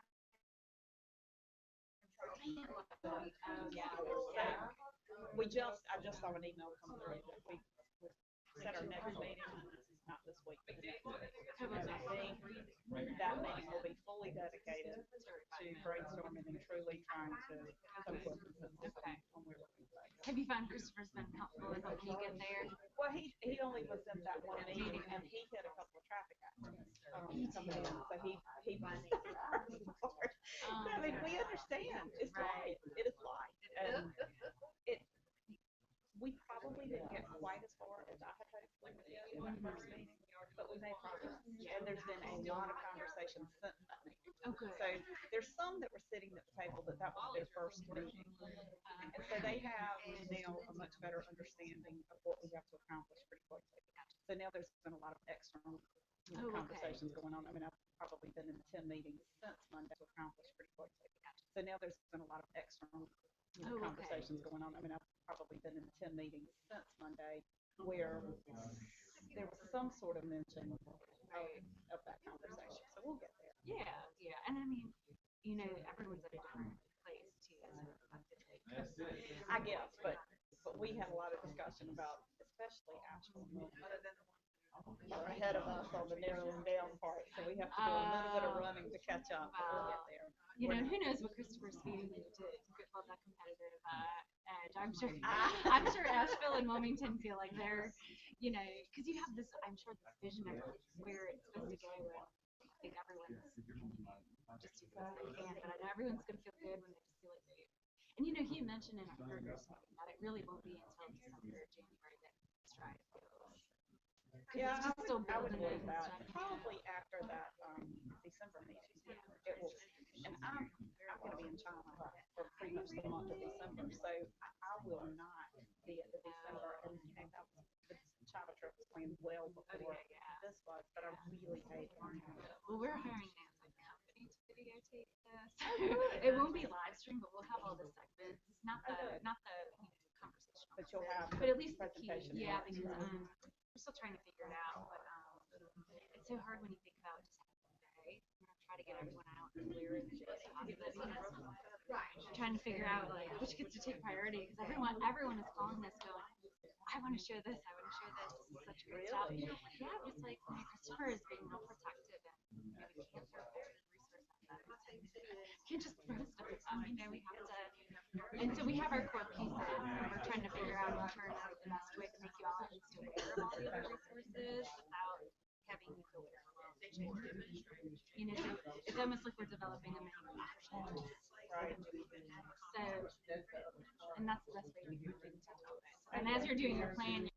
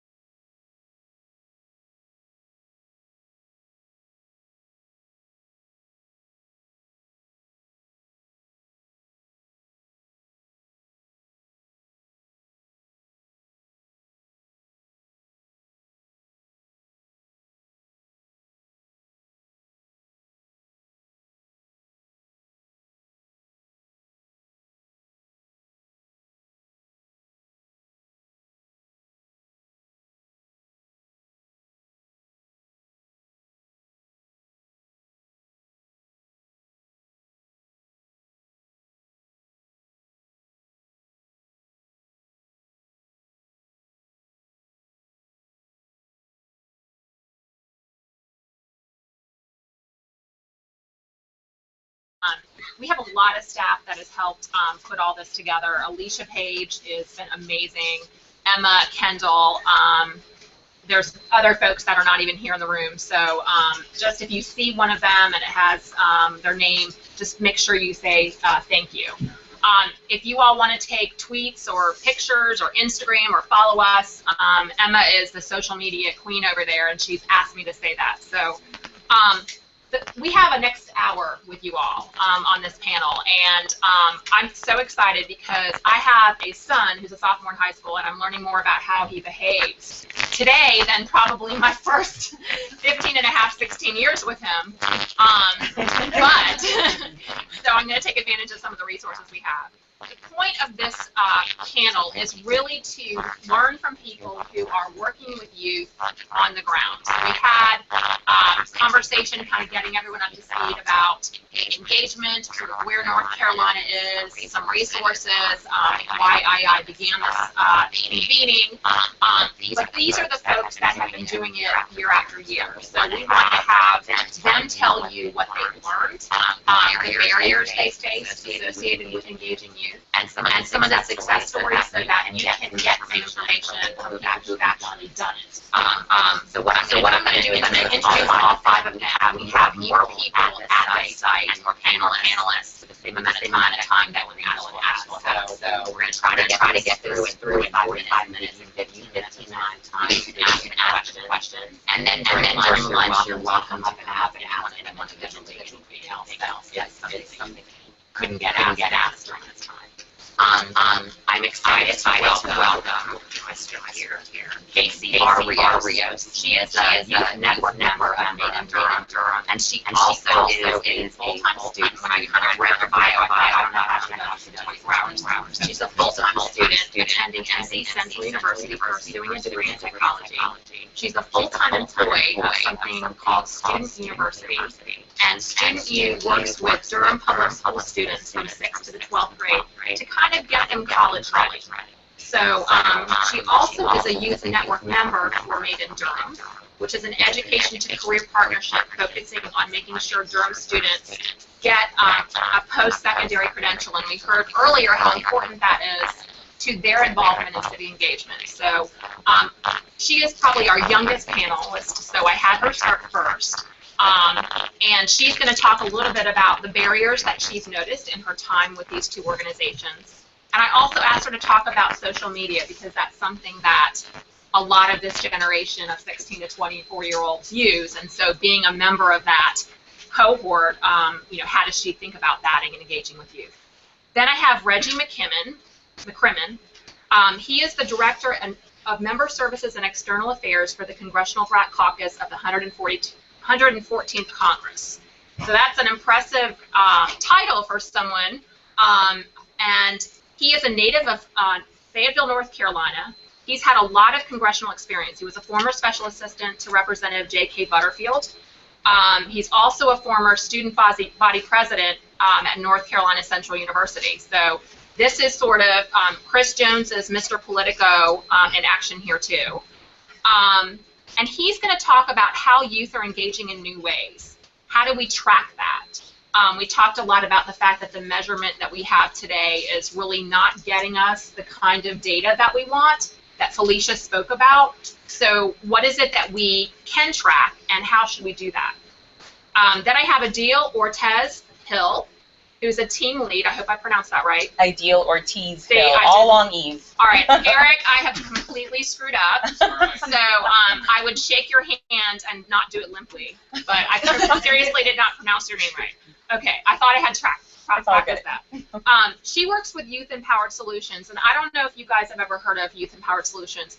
They're kind of the rock star who's been doing this for such a long time, and they have a lot of data on the success of what they've done. So I've asked her, she is working on her, she's an alumnus of UNC Chapel Hill. She's working on her master's degree. Done with that. You're done with that? Mm-hmm. Okay. Been done. Okay. Thank God. So again, I didn't see you. But she's worked in youth empowerment for over 10 years. And so what I've asked her to do is to really talk about what has been the success that YES has used. That's the acronym YES. We had the chance to work with Bronwyn Lucas, who's just resigned from that organization. It's kind of been her baby, and she turned 40 and said she needed to do something different. I'm right there with her, except plus 8 years. But we wanted her to really talk about what's worked well. And then to the left of her is Liz Roberts, who's a pastor at Fairmont United Methodist Church. And she's been a pastor in several churches. She's a graduate of Appalachian State, and she has a Master's of Divinity from Duke. And my son is a member of the youth group at our church, another United Methodist church. So I can tell you how much that has mattered and shaped him in terms of how he's, well, he needs more, but just in terms of where he is today.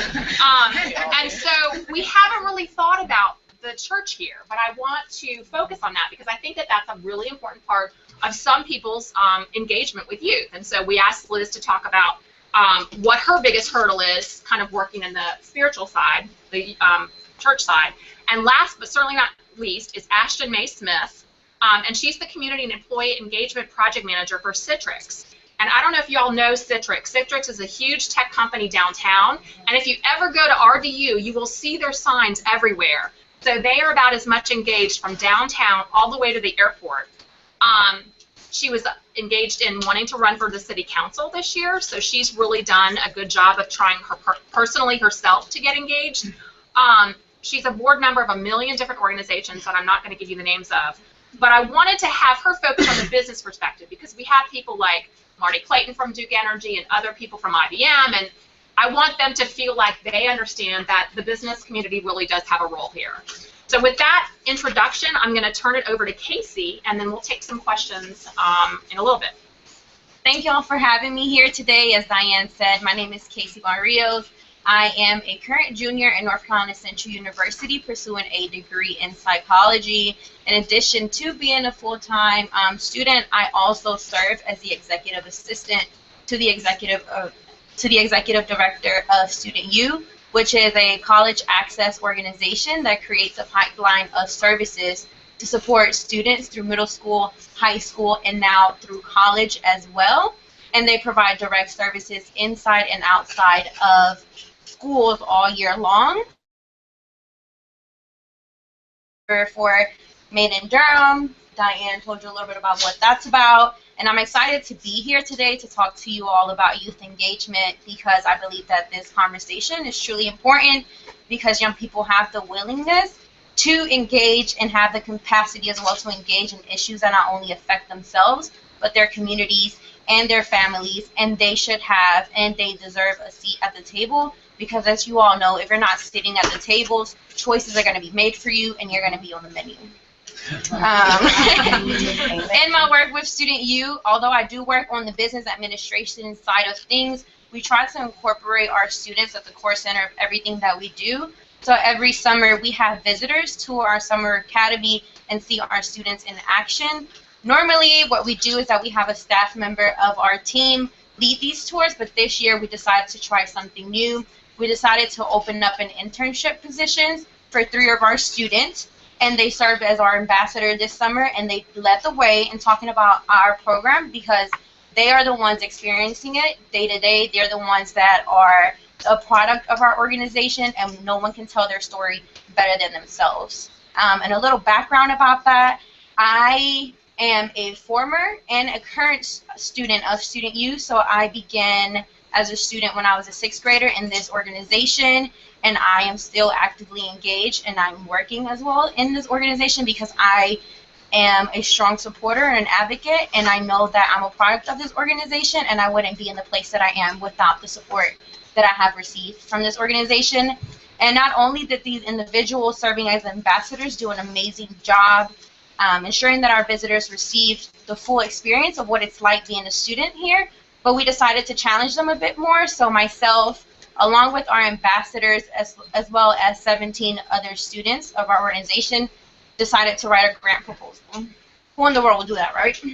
But that's the kind of work that we do. We're an organization that reminds ourselves every day of what we do, and that's our students. And no one else is able to tell their story better than themselves. So our mission is to empower students to own their education by developing the academic skills and personal well-being necessary to succeed in college and beyond. And when we communicate with funders and other external partners, most of our focus is on the phrase succeed in college. We state our long-term objective as college graduation, and we share how our students outperform their peers and others' expectations on each academic benchmark on their journey through college. But even though we're proud of their academic success, it's what students accomplish as a result of this success that matters the most. To succeed in college is important, but this objective is simply a means to a larger end, which is to succeed in college and beyond. And so my work getting involved with Made in Durham is my and beyond. Through my work with Student U, I've gained a love and an interest in issues surrounding our young individuals. And although working with a college access organization is one way to ensure young people get the tools that they need, it wasn't enough for me. I was introduced to the Made in Durham Youth Network by a colleague of mine from Student U. And when I went to that first interest meeting and I heard that 40% of young people in Durham were not on track to get a high school degree, post-secondary credential, and a living wage job by the time that they are 25, it hit home, and I knew that I had to get involved right away. Some of the big successes that we've seen, both in Student U and Made in Durham, is simply the fact that these organizations are acknowledging the fact that young people's voices matter. Typically, when you hear about organizations doing work for youth, they think of them as passive beneficiaries of the work that they are doing, rather than active partners in the work that they do. We've both been actively aware of creating spaces for these voices to be heard. We are no longer guessing or making assumptions as to what individuals need. We're bringing them to the table.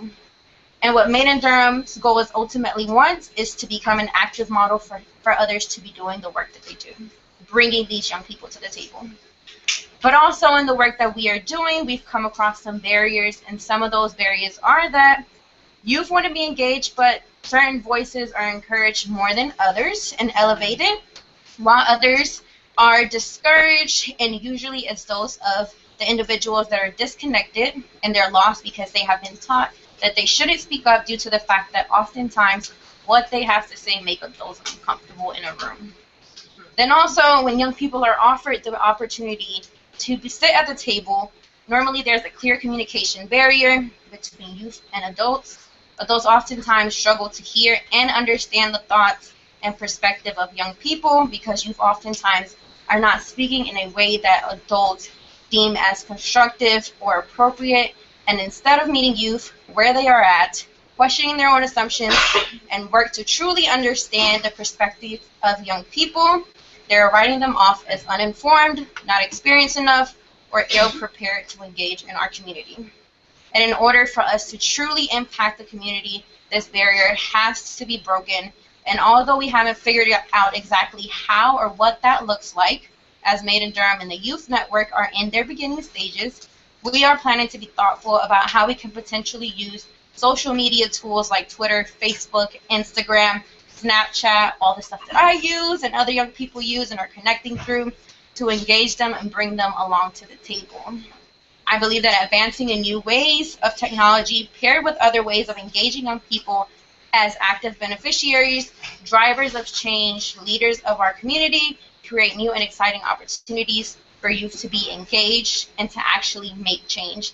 And I'm hopeful and excited about what I'm seeing in Durham, and I'm excited for the road that we are all pioneering together. Wow, isn't that amazing? She's just like,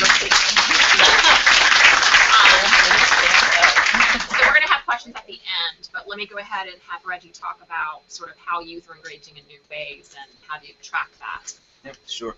So Reggie McCrimmon, here from DC. It's great to be back in North Carolina where things are affordable and traffic isn't as bad. So a little background. I know she gave you background now. I'll go ahead. Very brief. And so I went to North Carolina Central University and had an opportunity to serve as SGA president there for 2 years. And it's interesting to see how things come full circle, and I'll explain. You know, at NCCU or on a college campus in general, when you decide to be a student leader, and I see we have a lot of students here or people who will be student leaders or once were, you know the difficulty of wanting to help those who might not be as excited about helping themselves. And I think that might be one of the woes of public service. But it is one that you answer, and it's a call that you answer, and it's something you learn early in student leadership. And while getting engaged there at NCCU, I began to realize that even some of the things that impacted students on campus and things that they were troubled with on campus, there were a lot of external factors that students were going to face when they left the university. That I felt that it wasn't amplified and it wasn't as noticeable to them. And so, while trying to manage everything on campus as far as, dorm hours or library hours or food in the cafeteria or things like that, you got to try to turn and pivot and say, hey, look, there are some things that are coming down the pipe that are facing young Americans today that they haven't faced before. Student loan debt is real. And you won't realize it until 6 months after you graduate and Sally Mae goes calling you or whoever goes calling you. And here you are in a position where and the numbers show that you're not likely to be in a position where you're going to be able to pay those loans back the way that you think are, that you're going to be able to do so. And so that's something that you have to consider in how you manage your financial, your financial business matters or your personal finance. And it was amazing to me to realize how that was nowhere on anyone's. It was not on a priority list for a lot of people. And so I began to do a lot more initiatives, reaching out on different levels to talk about financial literacy, to talk about student loan debt, to talk about what we could do legislatively in those matters, and just to bring that conversation full circle. Some of the information you heard earlier about what youth are concerned about, those issues that a lot of pollsters are using for elections and for agendas now are those main issues that I tried to focus on, and some of those were basically the economy. She touched on a lot of them. Her research was right on. It was great to see it. Inequality, that more now than ever, a lot of our youth are realizing the inequalities that are there, and because we went to school with more diverse groups of students, it's not going to be uncommon for youth to grow up and have friends who parents identify with different communities, or have here's my mom, here's my dad, and they have friends who will identify with different communities and will grow up with not such a it won't be weird, it won't be uncommon. And so, that affects it as well. So those inequalities are important. Cultural issues, environmental concerns, environmental agendas, and realizing that there is, a lot going on as far as green space as far as global warming, that it is something that we might actually have to address, and that science is proving that is actually here. And so those are issues that I feel youth are concerned about. And so what did I do as a student leader? I got some elected officials to come to campus, and I would hold informationals like this or town halls, and have them answer these questions. And from there, I met Mr. Butterfield, who represented North Carolina, represented Durham at the time, and represented that district. And from there, I had an opportunity to meet him and talk with him about those, and build a relationship. And after graduating, said, hey, I want to go to DC. I want to work on another level on these things, and see how it works on the congressional side. And as a result, I went to DC, and he brought me on as a special assistant. We had an opportunity, and I had an opportunity to work on getting him engaged in a lot more young American issues, and getting engaged in a lot more things that I feel are coming down the pipeline that youth are about to face that they haven't faced before. And so from there, now I'm with the Congressional Black Caucus, 46 members, the largest caucus in history. And so we're in a unique place. 20 women of the caucus, the largest amount of women are part of the Congressional Black Caucus as well. We're doing a lot of work. It's a lot of things going on. I do member services and external affairs, so mainly programming, meeting with outside groups about their concerns, and connecting them with members of the caucus who relate to those issues. Right now, as far as young youth engagement, getting involved in some of the things that youth are caring about, Senator Cory Booker is really getting involved with student loan debt. He's got a really impressive criminal justice bill that made its way through the Senate, and we're working to get it through the House. And these are some of the issues that I feel are that young Americans, especially those in the minority community, are excited about. And if they're not excited about it, it's a message that we have to push, because it's coming down the pipeline. And so I'll say last night I had an opportunity to be at Duke University. They did a forum with the Black Lives Matter movement, and the director was there, and it was just a informal talk where everyone sat on the floor, and I was just going to observe, to talk about the issues that everyone cares about today, and how we can approach those issues, and how methods and tactics of the past not necessarily are going to work today. And we're seeing that. We went to Baltimore after the situation happened in Baltimore. Went to Ferguson after the situation happened in Ferguson. Last week we were in Harlem to highlight housing inequalities, economic inequalities. We bring together civic leaders, we bring together politicians, faith groups, to talk about these issues. And you see that among young folk, it gets interesting when a solution that has worked in the past is tried to put onto what is happening today. When we're trying to take, the Band-Aid off of a situation that happened in the past and put it on a new wound, and it's not necessarily happening, and young Americans are not, and youth are not really engaged or feeling that. And so that's kind of my background and what we're working on here. I think as far as engaging youth today and how we can measure that, we saw the statistics that she put up. There is a movement that's going on that we are on the back end of. I mean, you can order a pizza through text message. Anybody know? You can order a pizza on a phone app or by texting somebody. You can not even have to stay in a hotel when you travel. It's called Airbnb, right? And there was no regulation, right? Their car sharing came out of nowhere. I took an Uber here today. And so, that came out of nowhere. Were we ready for it as far as, regulating, or were cities ready for it? No. And so I say a lot of times that innovation, entrepreneurship is the language of today, is the language of young Americans today. And if you think that youth are going to sit back and go into a fold that you think is ready for them. My parents have worked in federal government their whole lives, and they're like, you need to get in federal government, you need to get your grade in federal government, and you need to work there for 20, 30 years. That makes me itch, man. And I think youth are the same. You're not going to be able to confine us to a cubicle for the next 40 years. Anybody else? Am I alone in that? All of my friends, and I call them we call each other the creatives. We're always looking to create. We're always looking to turn our passion into profit, and we are determined to do so. If you watch shows like Shark Tank, you see that people are creating some of the craziest things that you thought about at some point. You're like, oh, that's not going to work, and it is taking off. And so entrepreneurship, innovation, using technology to bridge those gaps and to make those things happen is a language of today, and I feel we have to be involved with that language. Civic organizations who have websites but don't have mobile apps or mobile sites are behind.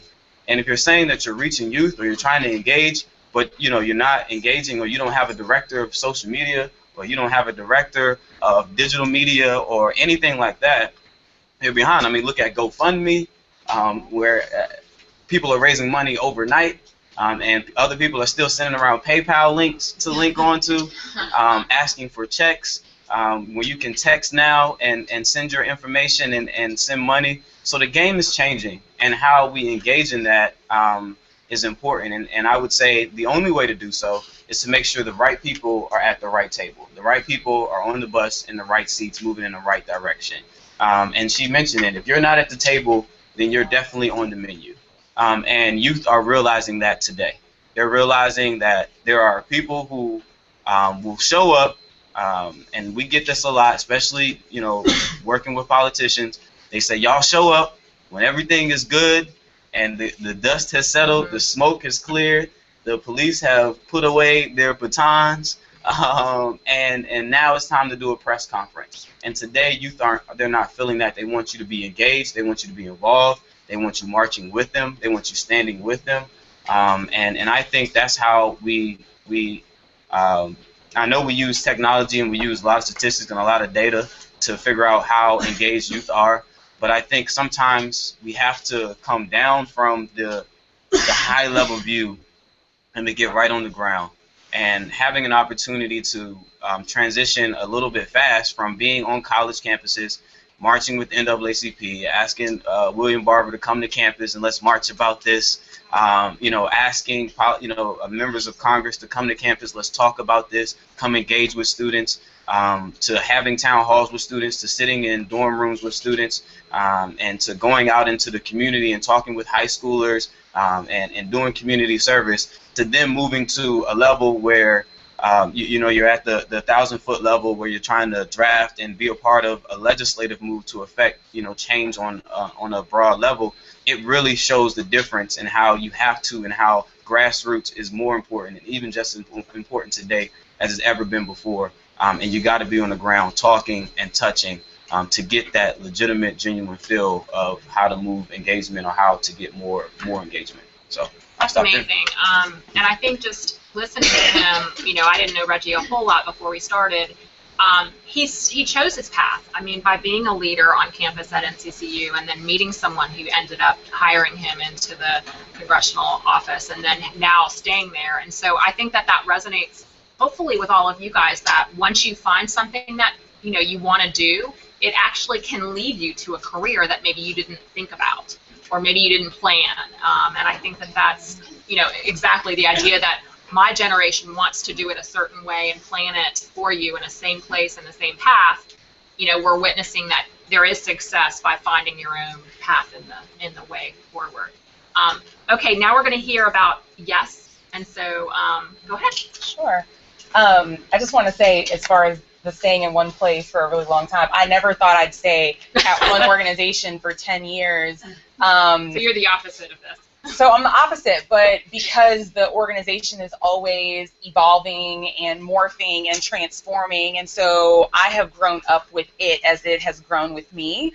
And so I want you to also know that these relationships that are still working together at Youth Empowered Solutions started out working together even before our formal 501c3 was established. And so I was asked to sort of think about a success in the past that has sort of defined the trajectory of our organization as we work with young people. A few things you should know about our organization. Bronwyn Lucas, as our executive director, as she transitions out, was one of 5 women, along with myself, Christine Locker, Katie Spears, and Jeannie Dairagi, who co-founded the organization together. And so we took a really bold step as 5 young women to step forward and say very clearly, and to try to set an example, that young people don't just have to be our volunteers, they can also be your coworkers. because we wanted to make that statement loud and clear. And so for the duration of our time, roughly 60%, it always hovers around that number, of our staff have always been high school aged people. And we have gotten to the point now in our organization where people who started out doing local policy work in Durham County, North Carolina, have started out as sophomores within the organization a long time ago and have gone on to college, become part of our board of directors, came back, left the, cycled off, became contracted staff for an event, and have now been hired full time to be coordinators of local youth teams. And so that young lady who started out, Kim Reese, in our Durham office, is now the coordinator for her position out in the Charlotte office that we have. And so our organization has always believed in the power of young people, so much so that we have a line item for those people in our budget. And I think that that's not to belittle volunteering or belittle any other way of working with folks, but we do feel like the kind of framing that young people are being put through in terms of seeing them. I mean, you saw the spines of those books and the extreme ways in which we see this generation or young people in general, that we tend to see them in these two-dimensional ways. Either you're this can do no wrong, great hope, and it's all fluffy clouds, sunshine, and rainbows, or you are the most dangerous thing we've ever seen, and we need to figure out how to lock you up, right? And that kind of narrative does not allow people to be their full selves. And so that kind of radical framing requires some pretty radical statements on behalf of organizations to try to rectify the lens, to change the perception of young people. And so we have them as our coworkers and our colleagues and our partners in crime.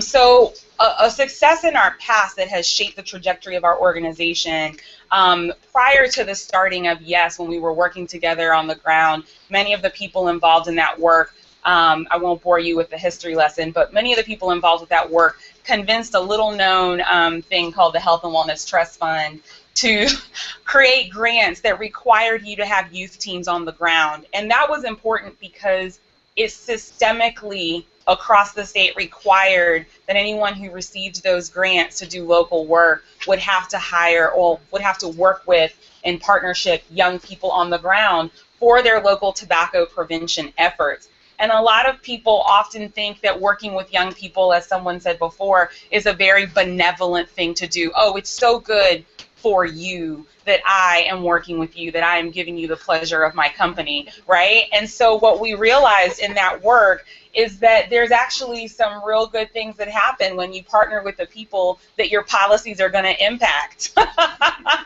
You get some really good work done. And so eventually what all that grassroots work did, we're talking about county level folks going to their school boards, going to their local restaurants.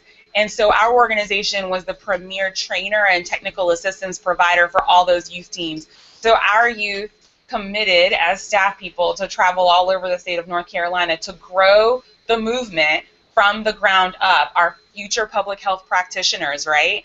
And so we decided that we would train folks in their home county. We would break down these policy pieces. We would help you figure out how to write letters to the editor, help you figure out the nuts and bolts of what the ground game looks like when you're trying to make lasting change in your communities. We did not take for granted that people would know what they're doing just because they have a passion.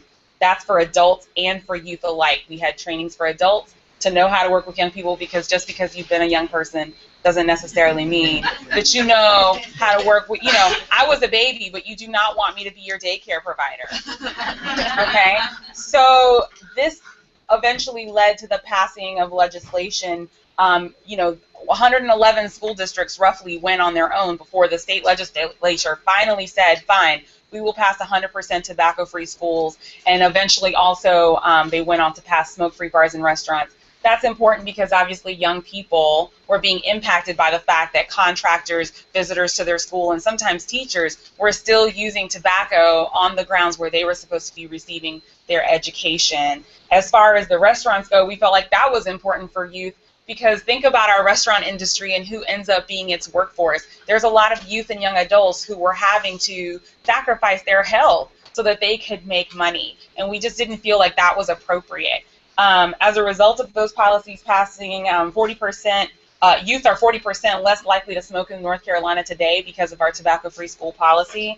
And also, there's been a 20% drop in ER visits for heart attacks ever since, and 7% fewer ER visits as a result of asthma attacks because there's 89% better quality air in restaurants as a result of that policy. So, you know, as cute as we like to talk about youth work, we need to recognize that that is proof in the pudding. That's a very hard, concrete, measurable benefit to the state of North Carolina as a result of the blood, sweat, and tears of young people across the state, many unspoken heroes that carried the banner in their community and eventually rose up to the state level efforts to make sure that their state was healthier. And so, you know, people always say like, oh, you know, young people, they're so distracted, they can't focus on things unless it's a sexy topic. I'm telling y'all, like, talking about excise taxes and air quality control, they were interested, they were digging it. So please don't dismiss what people are going to be interested in until you actually give them a chance to decline your offer.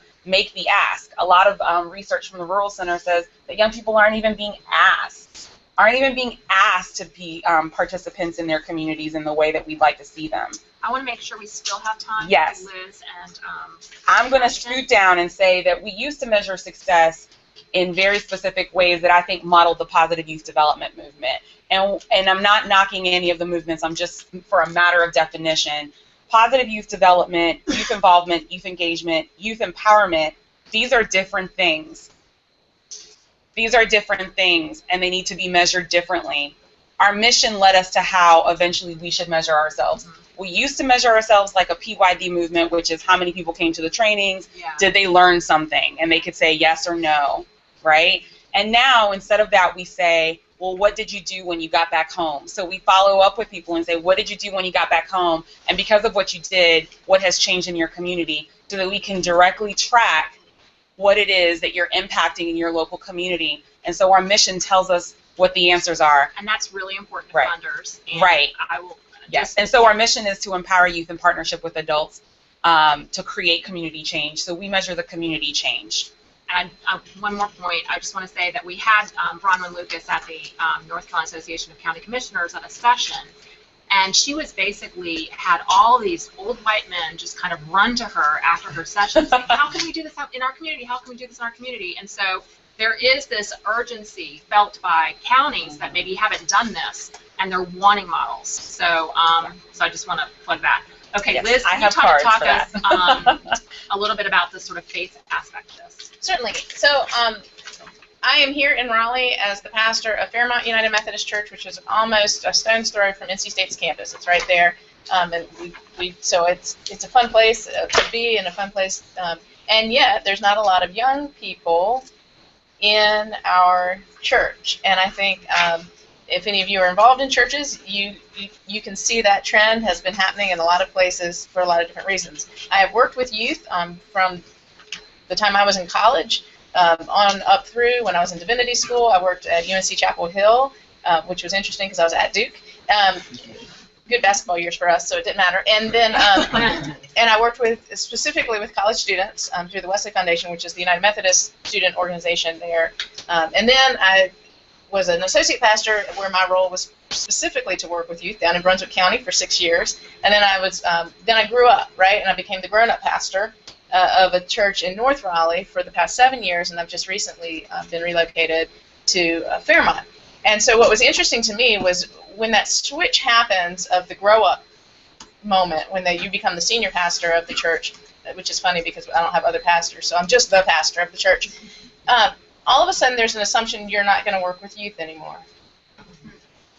And that was not in my purview. I understood that the youth were part of our church and would always be part of our church. And for me, growing up in the church, it was huge in my personal development, in my spiritual development, no doubt, in my leadership development, and in life skills. I mean, we talked about things that you can name that you gain from these things. I know how to hang sheetrock because I've been to Mississippi 6 times after Katrina, right? That's a life skill that people don't get. I did that because I was involved in my local church. I learned how to run meetings by Robert's Rules of Order because that's how we run our organizational meetings. I mean, there are some tangible skills. The hurdles, however, become quick and are probably evident, and I don't even need to name them to you at some levels. Because, and I'm trying to be as broad as I can and talk about faith-based organizations in general, not just the church or the Christian church in general, but to be thinking in this spectrum. When we talked about authenticity, the church has done itself no favors in saying one thing and living a different way. And young people know that, and they see that. And so how we help people come in and be part of us, or better yet, go out and be part of them and their lives, and recognizing that we're all broken, and we all make mistakes, and we all are not alike, and we all don't think alike, and we all don't look alike, but we can love alike. And so how do we do that is the huge hurdle for the churches and faith-based organizations, I think, are facing all over the place. We saw a little bit in our statistics that here in North Carolina, church and civic organizations, religious-based organizations are a little bit, that's because we are a little behind the curve in a negative way of the rest of the country in the Southeast, in that there are still generations that were raised in church, and so you just do that because that's what you were taught to do, and then when you have your kids, you go back to church. That's fading. That statistic is going to keep changing, and we're going to see it change.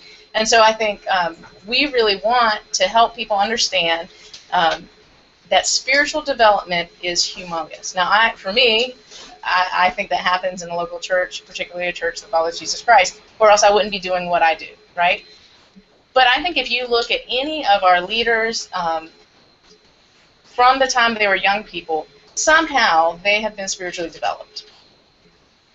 Whether it's through their synagogue or through their mosque or through their local church. Or maybe it was an on-campus organization, a parachurch organization, or something that got a hold of them. But somehow there is a need for spiritual development, and that is an intangible that we can't, it's hard to put that in an elevator speech. It's hard to say this is what you need, because when you're marching and people are literally attacking you, what's going to undergird you? And for most of us who have found a faith life in some realm, that's what it is that holds us up. That's what it is that gives us our dignity in the first place. That's what it is that names us who we are.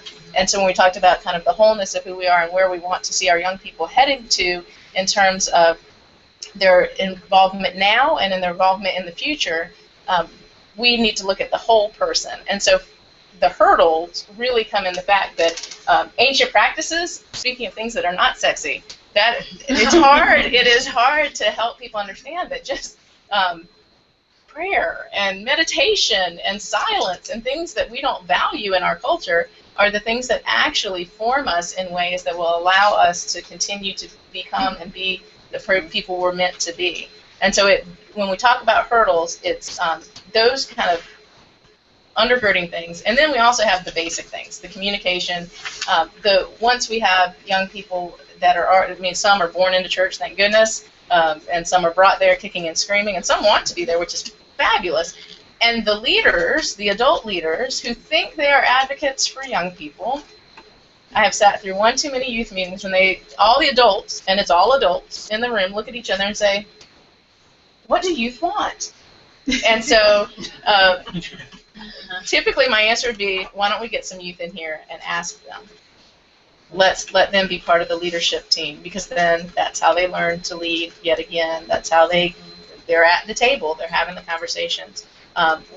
When we look at our general church and how we function, there are spots that are intended for young people and young adults. Our emphasis on young clergy is huge right now, because we know that it's not just a matter of getting you at the table, it's a matter of hearing what you have to say. And I went to a neighborhood association meeting recently, and I'm one of the younger people in my neighborhood now. And so I went to the first meeting, and they said, oh, we're so glad you're here. We need to get you on the board so we don't have to do this anymore. And I thought, that's exactly what I hear in my church when they talk to young people. Oh, we want you here so you can do the stuff we've been doing just the way we've been doing it, so we don't have to do it anymore. that is if you want to talk about a hurdle to engagement, that is it. So there's a number of them, and so I think you all probably have your own experiences of that, but we know underneath it all that the spiritual development of our young people is huge and essential, and if we're talking about our future is going to look like, that is part of it. It needs to be part of it. Isn't she a cool pastor?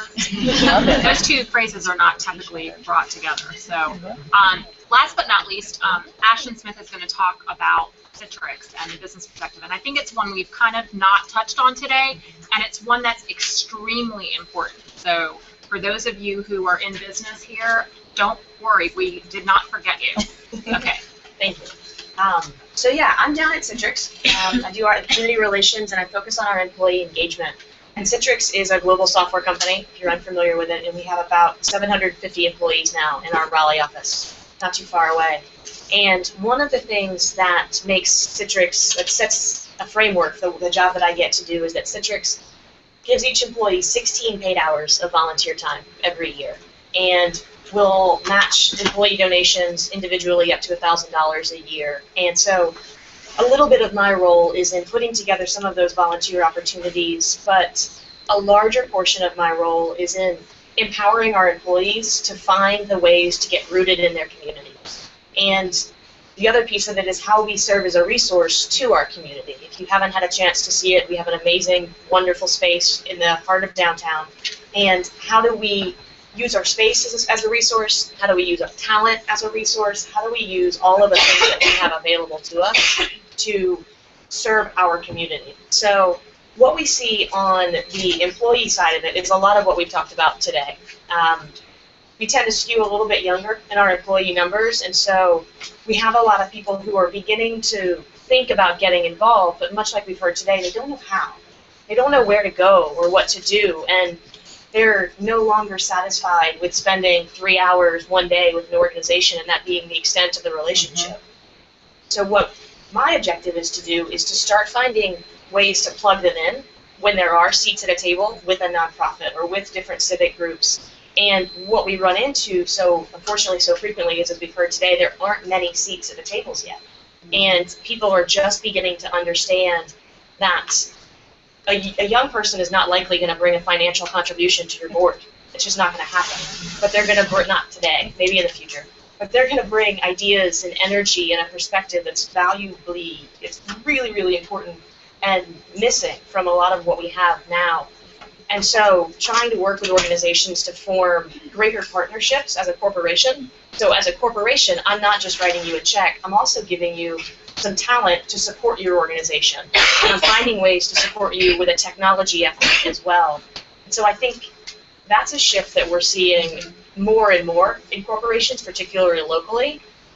But part of it depends on the nonprofit or the civic organization saying, this is what we need from you. These are our gaps. How can you help us fill it? So it has to be a dialogue between us. One of the ways that we try to overcome the how do I get involved hurdle is by bringing nonprofits and civic organizations into our space. Employees, for being able to send a text message and order a pizza, and being able to buy a house or a car practically online, truthfully online if you want a Tesla. And we have a really hard time Googling, how do I get involved? And so people really want to be, honestly, and so people really want to be engaged, but they want you to show them how. And many of us in this room, and I feel confident that most of us up here, have been really lucky that we've always had people around us who were already engaged. So it became something you did. It was just a part of the way you grew up and the way that you were. A lot of my colleagues haven't had that. And so they're looking now to their leadership at a corporation, to leadership in the community to say, let me show you. Here's where we need you. Here's where you're valuable. So that's something that we are beginning more and more to focus on. Was there anything else specifically you wanted me to touch on?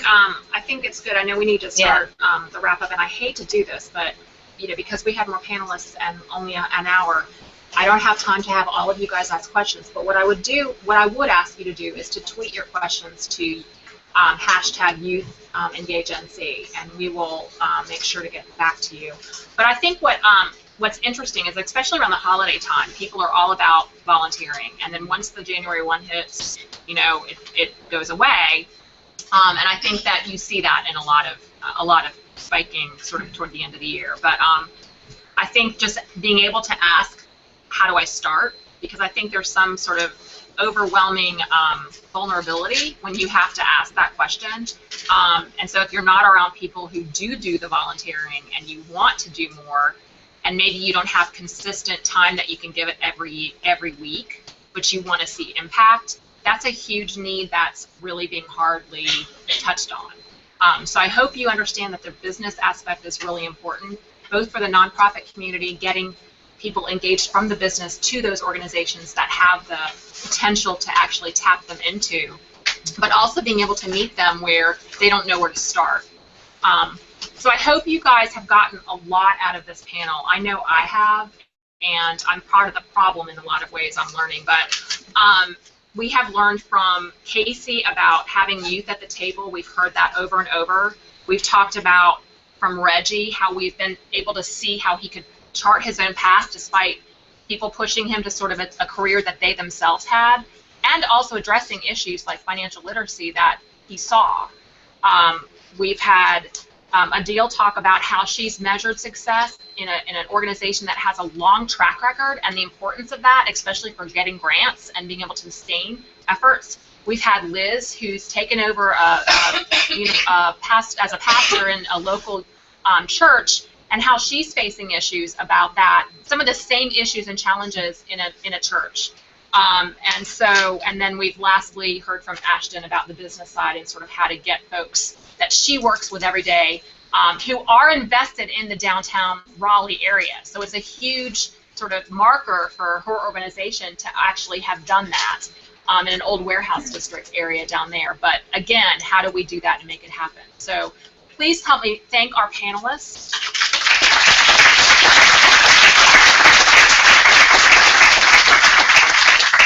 I do have the privilege of introducing Alicia, who is our Emerging Leaders Fellow here at the Institute of Emerging Issues. She is the one who's been behind all of this. And what we're going to try to do now is, no, we're not going to try to do I just wanted to give you all a heads up about the things that are about to happen. I would let her do a really lengthy introduction, but I figure I don't need one because you all know me, right? I'm practically famous. Google me.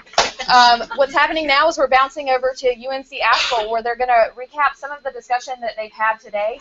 They're also going to touch base on what you missed over in Greenville while we weren't live in the session. And then we're going to synopsize very briefly some common themes that we heard across the state. We know that regionally problems vary from region to region, but we're definitely going to draw some conclusions about what's happening in North Carolina as a whole.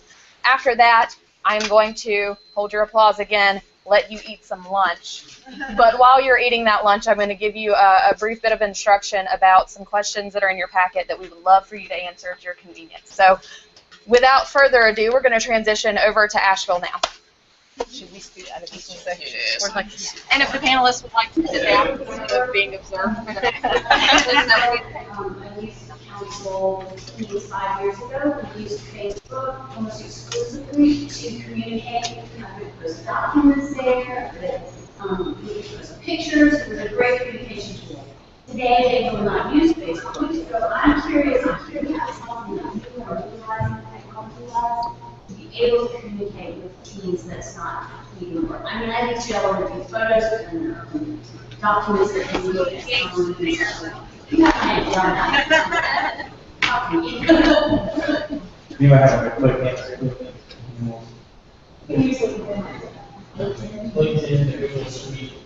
And actually, while they're so excitedly carrying on with their conversation, how about we put down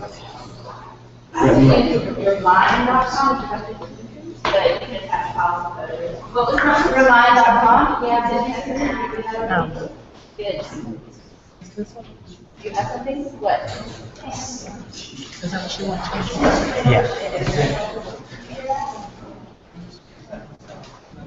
Okay.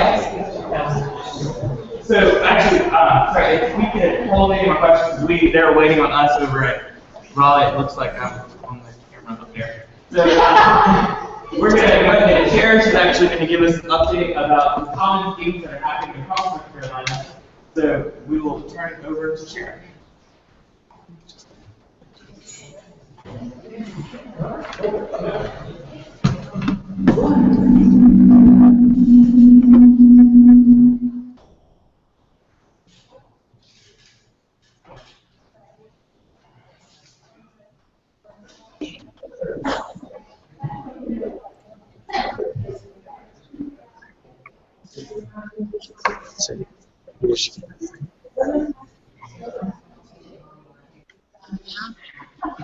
Hello, everyone.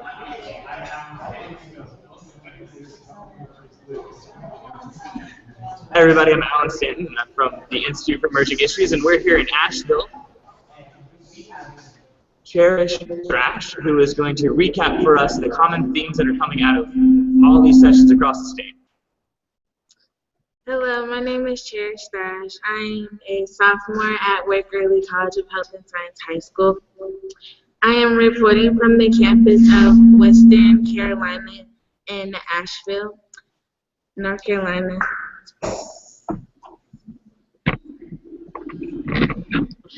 So far, we have been learning many exciting new things to help engage more youth in the community. All youth engagement opportunities are not created equal. Social media won't work for every student. In-person volunteering isn't possible for every student. But by varying our approaches and making virtual engagement and in-person engagement possible, we can increase the representation from our future leaders. Our students are increasingly ethnical, racial, and culturally diverse. So why is our approach uniform? Every region in the state faces different problems. Ask the youth about their priorities. Find out what their hurdles are. Then get them to the table by any means necessary. These students don't want to be slacktivists. They want to join a movement online that supports citizens across the globe. They want to organize fundraisers to sustain their communities. They want to inform policies that affect them and their families. But we have to do a better job of getting to them. Sometimes that means providing transportation or food. Sometimes it means partnering with rural church or a local school. But always it means making an intentional effort to reach every student every time. Let's be social. Let it be enjoyable. Thank you.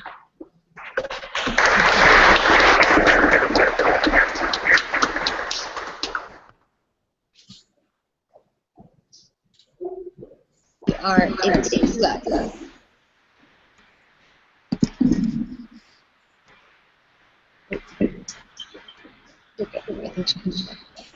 You're good. Okay.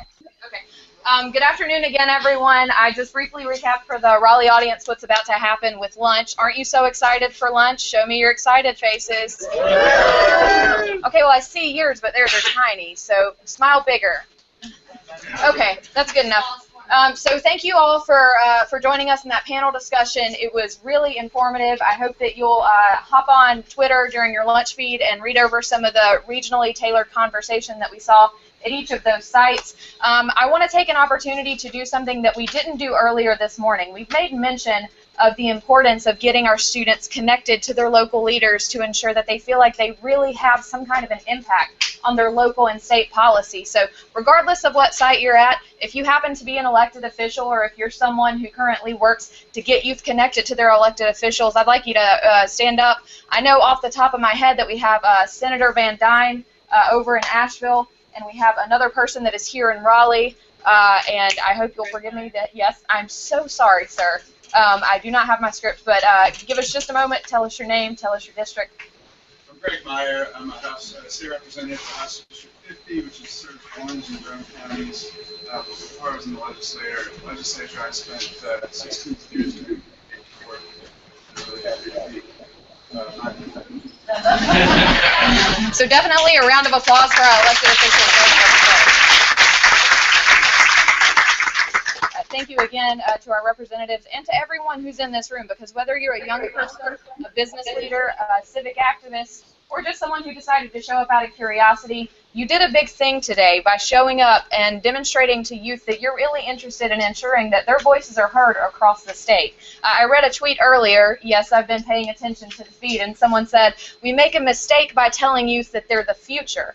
And I think that they were onto something. Our youth aren't the future, they're our present. They're here and they're important now, and they have power now, and they have potential now. So if you're a young person, I can't say to you enough, regardless of your background, your income, your race, whatever you're dealing with right now, you have an important role to play in this society, and we want to support you by any means necessary. So use this time to connect to people who want to reach out to you and who want to help you be successful in the coming years of your life.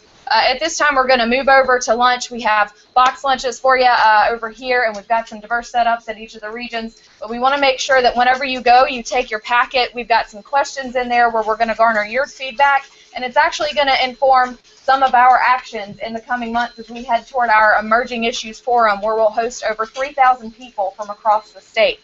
One of the things that I also want to encourage you to do is take a selfie, because I'm a millennial, and apparently that's what we do. In your packet, you'll see a nice piece of cardstock that says, #YouthEngage because. I want you to just briefly tell us why you care. Why are you here? What are you interested in? And, you know, if you want to take a picture with it, hashtag it in. Today we are on Snapchat, we are on Instagram, we are on Twitter, we are on other stuff I don't know about because I am already aging out of the young people demographic. But these fine folks over here are taking care of it, so if you have any questions, get at them. There's a social contact sheet in your packet as well, so if you're looking for ways to find other people who have been there, definitely search the #YouthEngage so you can find organizations from Manio to Murphy who are working with young people and want to connect with you and do big things. Let's break for lunch. Have a great day, folks.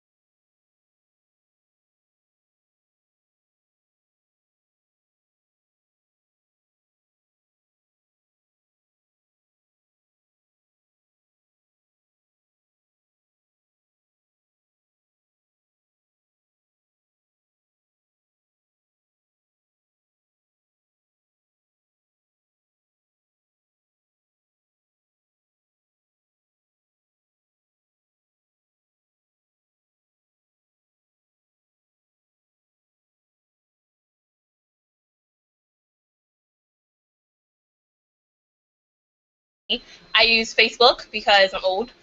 Also, and I have an Instagram that I kind of use, and a Snapchat that I kind of use, and a Twitter that I kind of use.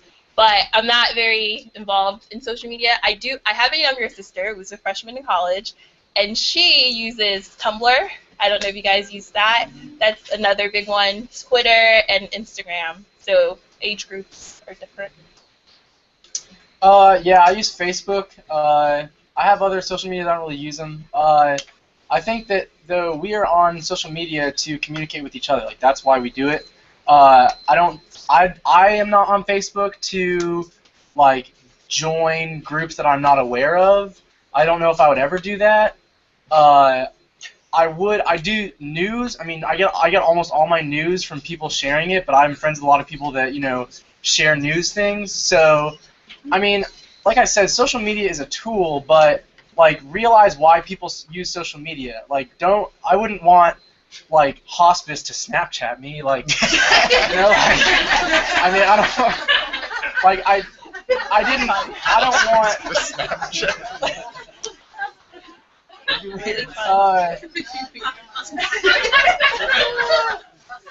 But like social media is not the only. It's not the answer. Like social media is great, but don't fixate on social media. Like do what your organization does. Like do what you do, because if you have awesome social media and then you get 100 people to show up and then your thing is not good or whatever you do doesn't work, well then all of that was for naught. So like do what you do well and do the best job you can. And social media can be a good door opener, I think, but like don't fixate on that. That's not the only thing we do. Like we are just people, and the social media is how we communicate with each other. Like with each other. That's how we communicate with each other. So don't I wouldn't even start like an Instagram stuff. Like why would you do that? I don't want to see my patients on social media. I will go see my patients when that is the time of the day to see my patients. So social media is great, but don't fixate on that. Just do what you do. Do your job. I'm a little different. I have 0 personal social media accounts. Just because, yeah. And she's the person you want to reach. She's the person you would want to try to get in contact with. The only reason I look at social media is for professional, to look at organizations, that kind of thing. I'm not into having personal relationships with people that way. I really want to talk to people. I want to talk to people face to face. I want to get to know you that way. So when I do use social media, I'll just look at an organization that I'm interested in or something like that. So for me, it's not personal in any way. It's just to look at people like you, to look at your organization and see what you're doing. Well, oppositely from that, I kind of tried everything. So pretty much everything that everybody said, I've tried. Reddit, to talk a little bit more about that, it's like pretty much anything you can think of has a subreddit, and under that subreddit there's, I don't even know what you call it, but it's section. It's like everything's categorized off. So depending on what you're looking for, you can pretty much find it under Reddit. You can find a group of people talking about it. So like anything, like there's probably there's Reddit for Instagram, Twitter, Snapchat, everything that we've been talking about here has a subreddit, and so Reddit's kind of just talking to different people from everywhere about different subjects. So Reddit's a big one, and then there's a new social media that's kind of coming out called Periscope. And Periscope, and basically what Periscope is, it's just like live streaming, like you live stream what you're doing, I guess. Like I don't have it personally because I think it's kind of dumb, but like I know I was in the car with one of my friends and he put his Periscope on, and so he was talking to people, and people were watching us go on our way to Taco Bell, I think. We're going to Taco Bell.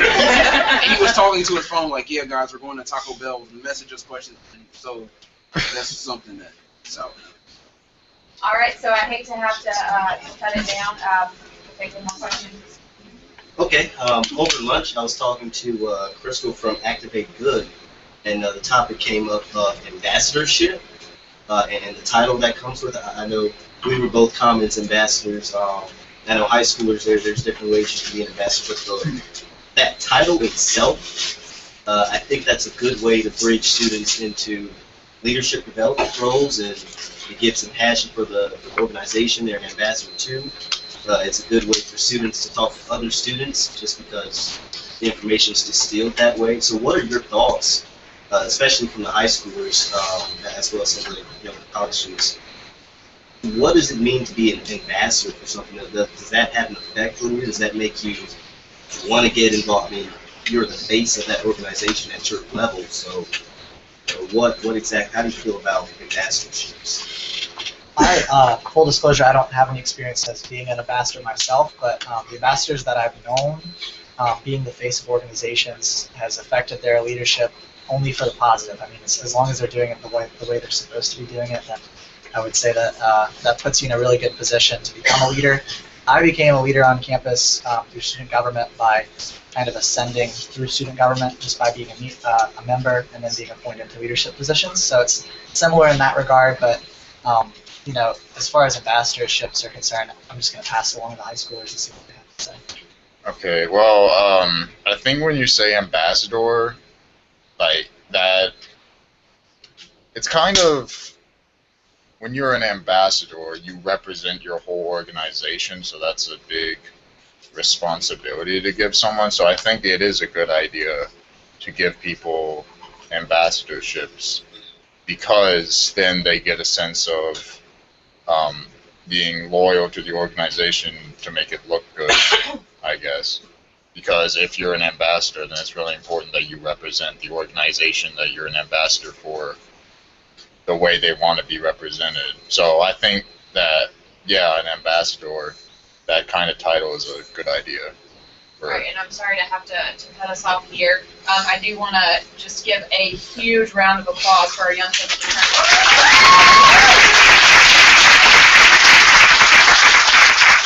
You guys are confused, Nathan to count me out, but you got to sit down. Did you need to rhyme there?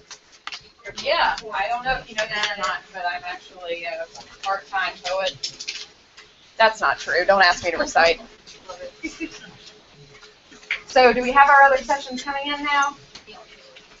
At this point, we're going to be tuning back into our sessions in Greenville and Asheville. They just had their own panels with the youth in the room, and they had a really great time with it from what I'm reading on Twitter. You're going to want to stick around if at all possible because we're giving out some prizes within the next couple of hours, so if you're not here, then I get to keep it, and I'm not upset about that, but, you know, you're going to want to be here for that. Anywho, so I just wanted to take a moment and talk to you about something that I just forgot, so give me 5 seconds. This is Crystal Ebert. She is a wonderful person from Activate Good who has agreed to join us. She works actively with youth across the state. They have a great high school initiative, and we really appreciate her presence here. At this point of the meeting, we're going to transition from conversation and ideation, which is very important. You've been listening to a lot of research. Now we actually want you to do things.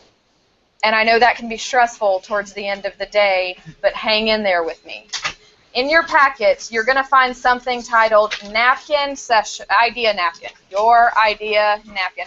Now, some of you who work in the business world are probably a little bit familiar with this concept. Have you ever had such an exciting moment while having a conversation with someone that you just have to bust out whatever piece of paper you have and start jotting down notes because you are convinced that you're done talking and you're ready to move on it? You're ready to do something? Anybody? Can I get a head nod? Can I get a hand raise? Whoop, whoop, a little excitement?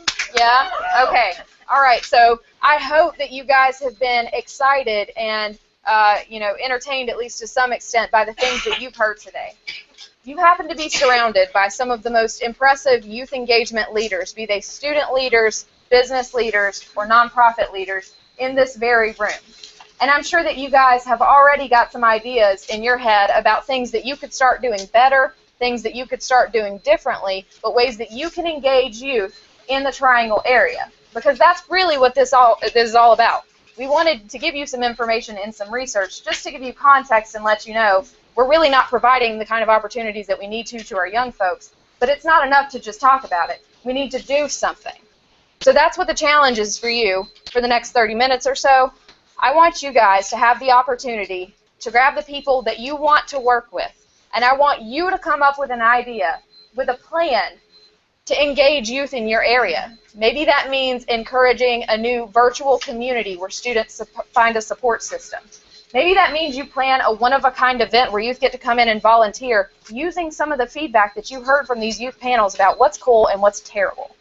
I don't know what it is. I think you guys all have really bright minds, and you're perfectly capable of impressing me with what's on them, and I'm hoping that's what you'll do. At this point, I'm going to introduce Crystal, and she's going to walk you through this idea napkin so that we can make sure whenever you start looking at it, it doesn't look a mess. And what we're going to ask you to do is that after this planning session, we would really like you to turn these in, because we're going to assess them, and we're going to think about how this fits into our future work forum in February. We're going to think about how this contributes to making students today leaders and adaptable employees tomorrow, knowing about the pending changes that are coming for the economy. So as you're designing these things, I really want you to think about what your idea is going to give to those students to prepare them for the inevitable. Cue to Crystal. Awesome. Hey guys. Been loving the conversation that I've been having today, and I know there are a lot of familiar faces in the room. Does anyone not know what Activate Good is? Many of you have worked with this before, but there are a few folks who don't know what Activate Good is. That's fine. You don't have to be shy about it. Activate Good is a volunteer center based in the Triangle. We connect individuals, groups, and companies to volunteer needs and charitable causes Triangle-wide. We are the hands-on affiliate. So in Asheville. Yeah. Oh, I need to move this way? Oh, yeah. Perfect. All right. Oh, hello. Look at that. Oh, fantastic. All right. So Activate Good is the hands-on affiliate for the Triangle area. There is a hands-on Asheville. I know there's a hands-on. Not all the hands-on affiliates are called Activate Good, etc. In any event, my position with Activate Good is as our Activate Schools program coordinator. So Activate Schools is an initiative that started in 2008. It is a semester-long service learning and leadership course for high school students. Has been in select Wake County public schools, particularly the leadership academies, since the beginnings of the schools. Knowing that school districts don't always have a lot of time to devote an entire course to service learning and leadership, we have expanded the Activate Schools program in the past year to focus more on our family and youth volunteering initiatives and thinking about ideas about how to engage teens in service. So to that end, as Chris mentioned earlier with our lunch conversation, we were chatting about the idea of a teen ambassador program. Activate Good personally has over 300 nonprofit partners and has a volunteer community, both adults and youth, of over 11,000 members in the local area. That's a lot of resources that we have to pull from, and we are really good at utilizing resources really well, particularly with volunteers. We are an organization that has one full-time staff member, and then the rest of us are part-time or volunteers. So our executive director, the only full-time staff member in any event. I love bragging about the work that Activate Good does. As far as our youth and family volunteering programs, 2 major days of service, Family Volunteer Day, which is actually coming up in a couple of weeks, and Teen Day of Service is a new initiative that we started last year as part of National Volunteer Week. We designated a day for Teen Day of Service. Wanted to chat with you a little bit about how that went, because of course when we're talking about developing a new program, starting a new initiative, it's nice to have the previous year's lessons learned, but what do we do when it's a brand new program, right? We call upon the people who we know really well, who can help us out. So we called upon our school partners, we gave them a survey, and said, what would work? Sort of what time of day, is this in our ideal world, because it's easiest for us, they would be able to transport their students to sites. Different nonprofit partners, like the students show up. As it turned out, most of the schools who wanted to participate had some barriers to that. They didn't have transportation. They had maybe one teacher who could do it for one period. So they needed us to bring portable projects on site to the school. Awesome. We were luckily able to get some of our corporate volunteer partners to actually provide a donation of supplies for some of those projects and have our volunteer project leaders facilitate those. So again, Alicia just wanted me to give you a quick overview of kind of the way that our organization does things. Again, we motivate our volunteers, we find creative solutions, and the most important thing that we do is thank our volunteers. So I want to thank you guys for inviting us to this event, and I know that this session is really supposed to be about you all thinking through a new idea. So you've had conversations during lunch, maybe link up with some of those people with whom you've planted some seeds of conversation. Here's an opportunity to do that. This little napkin session, there are 4 boxes thinking about who you are. When we approach nonprofit partners, we get really clear on is this connected with our mission, with Activate Good as an organization to mobilize volunteers. Sometimes, what do you have to offer? What are you offering? Who's your target audience? Why do they care? What are your core competencies?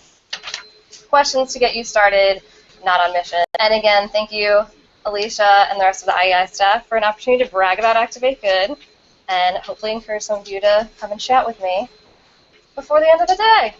Good to you. So thanks, Crystal. At this time, we are going to very quickly let you group up, find some people that you would really be interested in working with in the coming weeks and months. Again, this is not just talk. I fully anticipate that you guys are going to make something happen within the next couple of months. And when you do, you're going to be in touch with us so that we can recognize you and invest in your efforts accordingly. So whenever you start to think about people in the room that you would really like to work with, I want you to consider this. Number 1, every activity today involved at least 1 student. So if you're planning an event about youth and you don't have a youth in the room, probably want to rethink that. Whoever you decide to work with, try to get it with at least 1 student in your group. Number 2, if you can work with someone who's in a different sector than you, there are some people in here from business, there are some people in here from nonprofit, there are some people in here from local office. Mix it up. Make some new friends. That's what this is about. We want to extend to you the opportunity to plan an event to make something happen. So go forth and do good things. Where you ate lunch, you have the availability to use some table space if you would like to sit down and write, or you are welcome to rearrange in here. We'd like you to come back within the next 20 minutes. So by 2:35, if my eyes are not deceiving.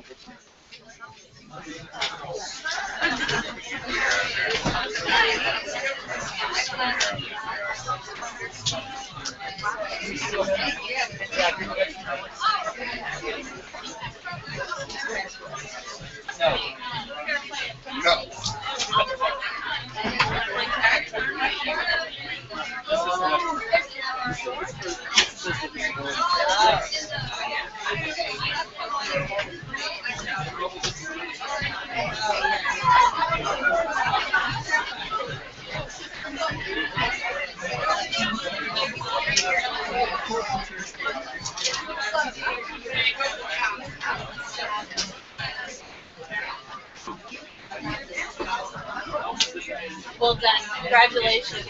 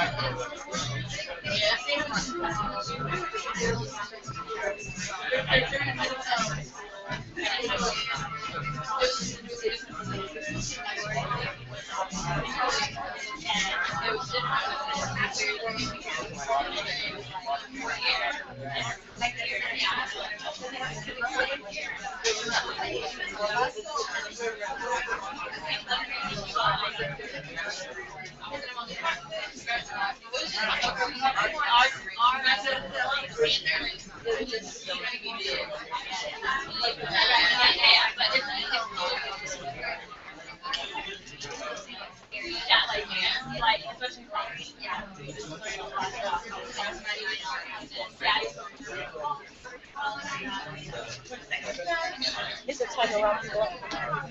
Is it time to...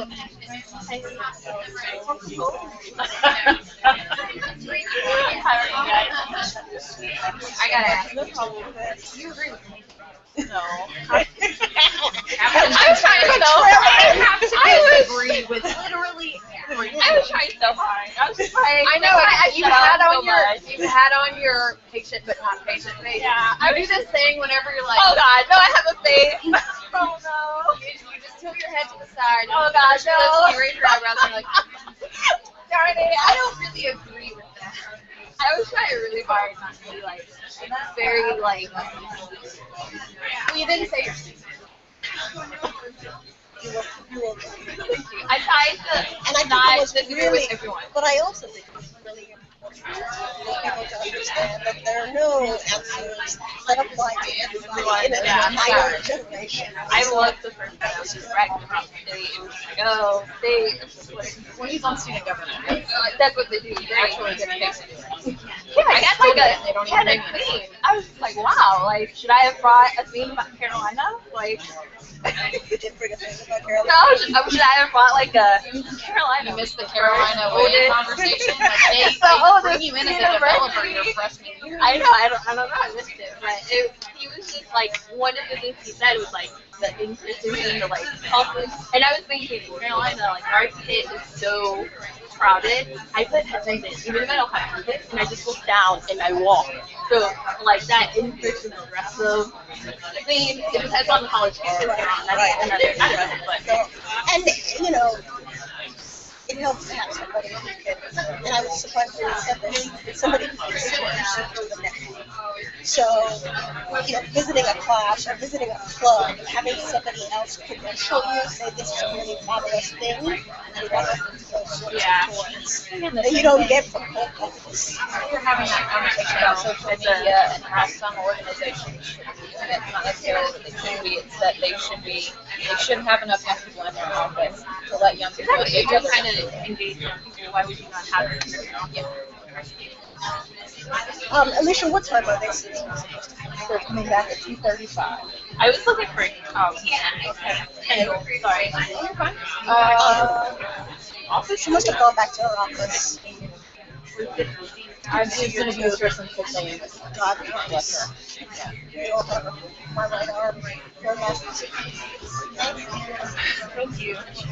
Thanks for inviting me. This office. Yeah, I know. It's hard.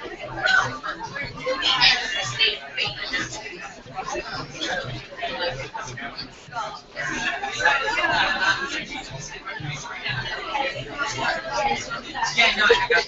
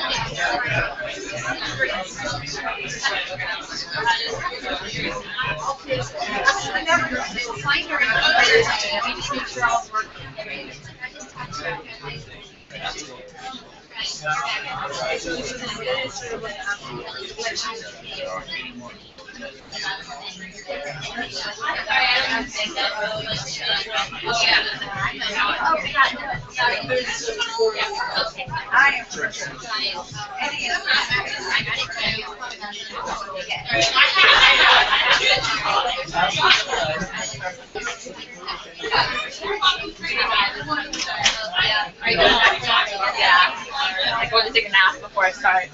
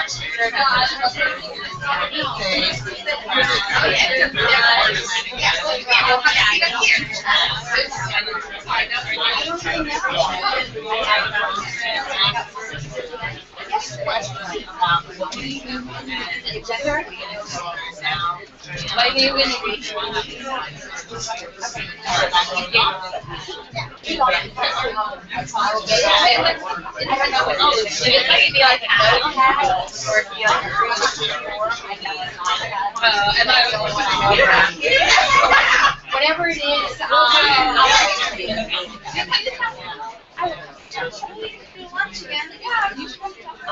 I switched to over 2 weeks ago. Yeah, but I was studying. I was fucking.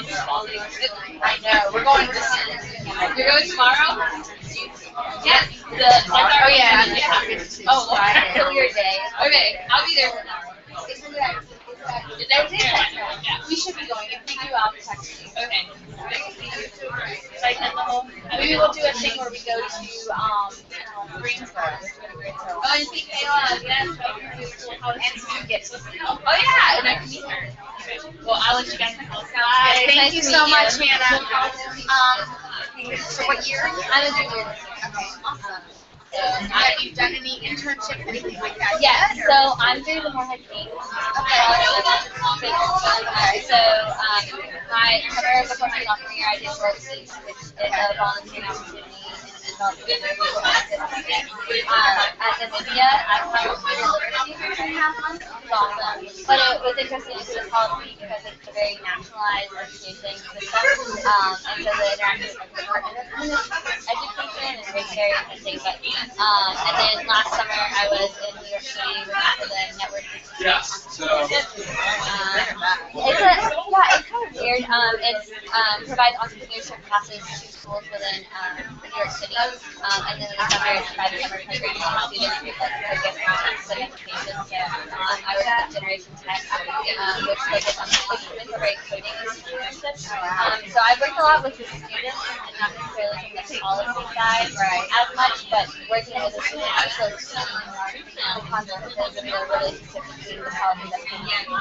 I'm gonna say the oddest thing ever, but you notice her nails? I did. No, I didn't see them. Okay, I was like, I kept seeing Gray go by, and I'm like, focus, Kendall, focus. I think she has big nail polish. That's awesome. So what do you kind of envision doing when you graduate? Ideally, I need a long-term graduate where I do education reform. I just feel like I need something to do with the classroom or school system or school. So with a minor in education, I'm looking at Teach for America or some like a residency program that I do like the career. But I haven't figured it out yet. I haven't really decide. But my issue with education is so broad. So one issue and then another one. You're talking about just pay. Like, if you're going to have a career ladder, like how are you going to ensure accessibility for the question of testing and all of these things. And so I just am curious about what the Institute of Emerging Industries does with education policy. So, give you a little bit background on me. I started here 4 years ago. Okay. So I think in like 2 weeks is my 4-year anniversary. I got into education in a very interesting way that my degree is in business finance. Okay. And then I have a master's in business with a concentration in organizational change and leadership. So I use none of that. Other than the way I got into education is through business finance. So I started working at the Department of Public Instruction and financial business services.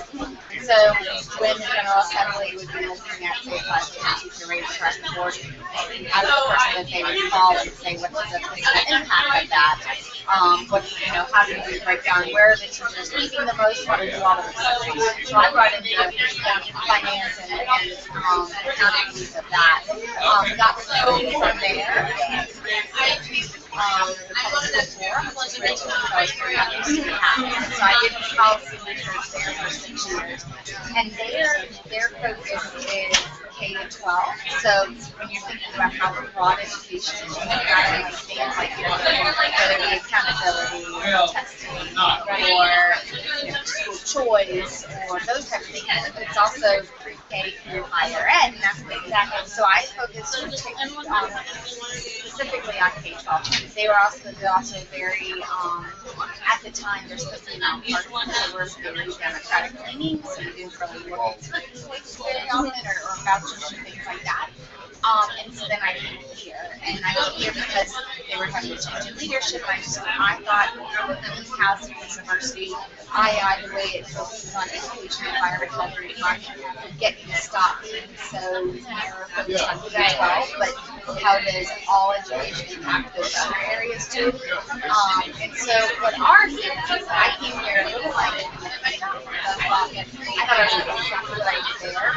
Here, not necessarily or being literally very policy here it's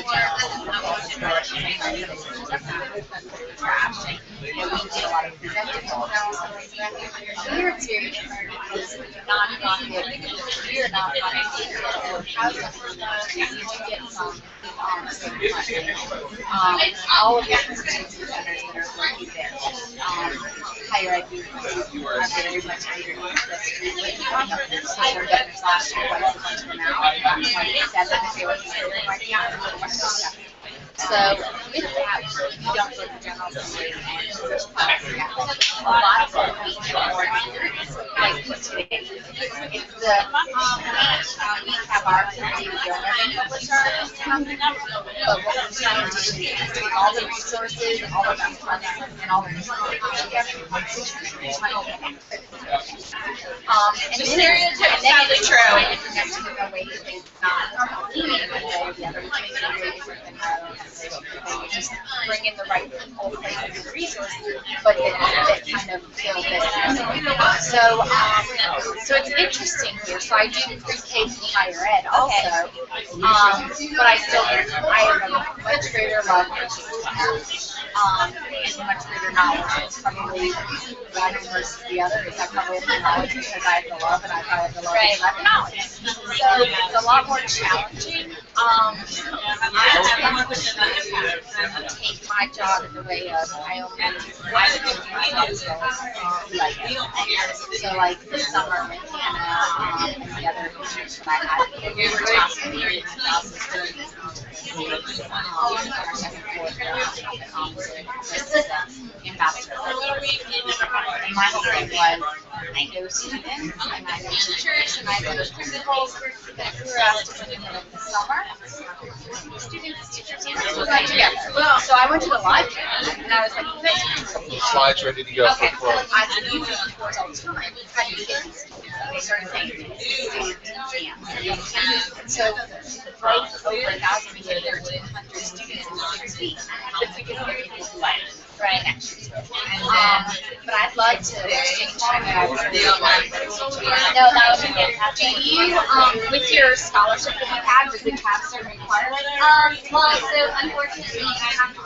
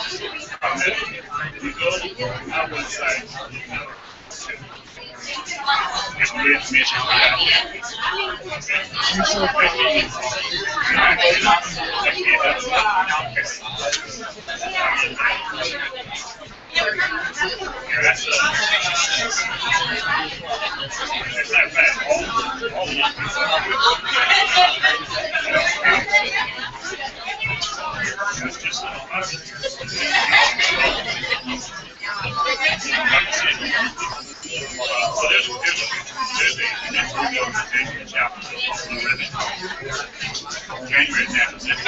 about 3 years ago, I adopted this position to just have keynote speakers and so they really work.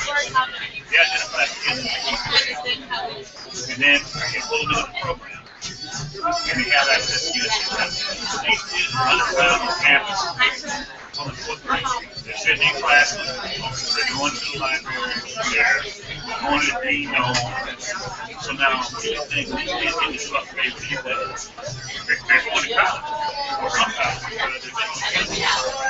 they identify the kids. Now, in the program, they got a 96% graduation rate. And all the kids are doing really well. But they're driving their that's what we're good at.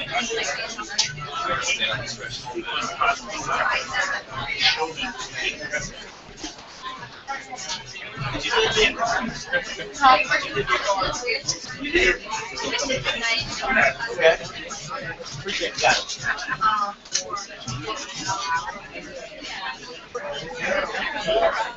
As we are coming back in, and things are going to be, we're going to close this back up.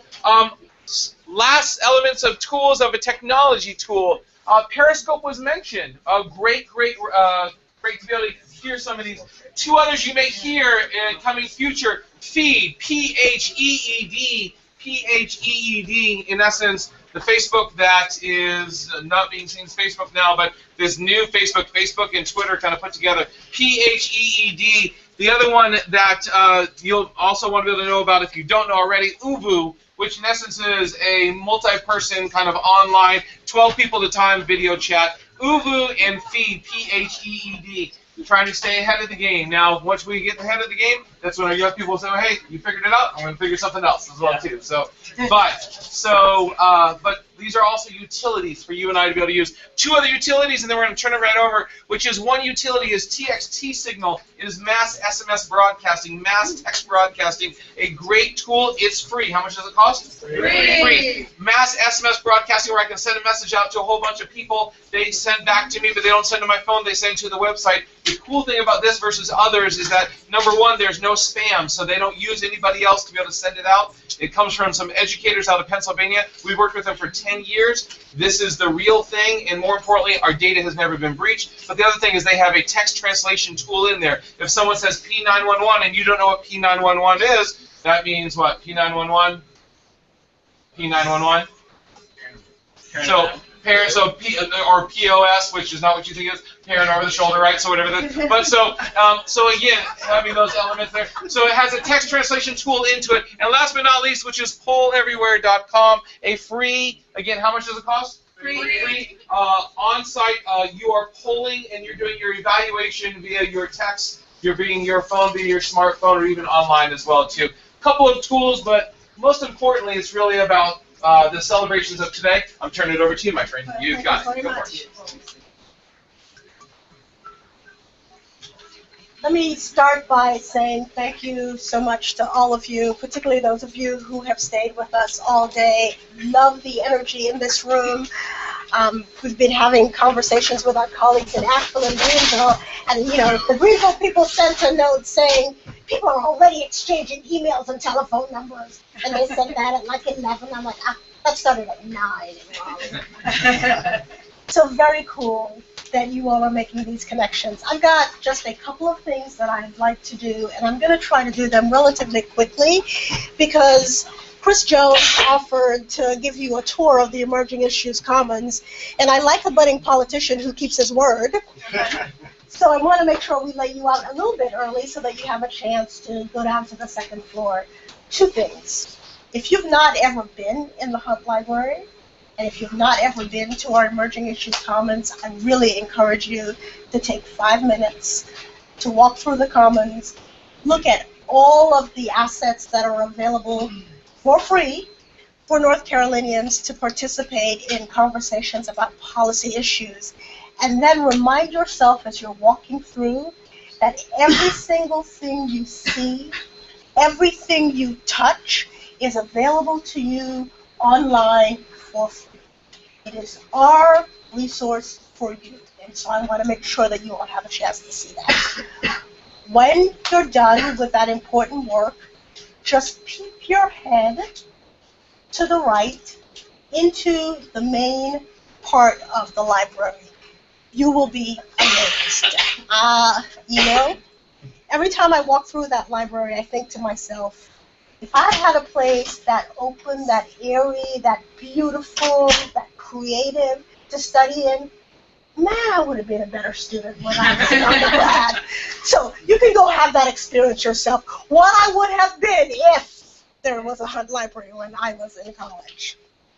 So this is really the love part of the session, where I get to give some love to you, some love to my colleagues, some love to the technology that has sustained us mostly throughout the day.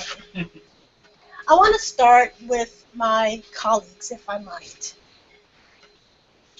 We decided to do this event this summer, as I mentioned to you earlier, while we were doing all of this research on the importance of volunteering and group participation for young people. We have a program at the Institute for Emerging Issues where we take recent graduates and they work with us for a year or two, if they can stand it. And it's called our Emerging Leaders Fellowship. Our most recent fellow came to us in May of 2015. I thought that I mentioned this bright idea to her in June of 2015, but she recently reminded me in a not so softly worded email that I actually didn't talk to her about it until July of 2015. Needless to say, this has been a complicated endeavor for us. We're reaching out to a group with which we have less familiarity than the ones we typically reach out to. We're trying to do it in 3 regions. We're trying to use technology. It has not been easy to do, but she's been a star under grace. And I want to ask you all at all 3 sites to give a round of applause for Alicia Page.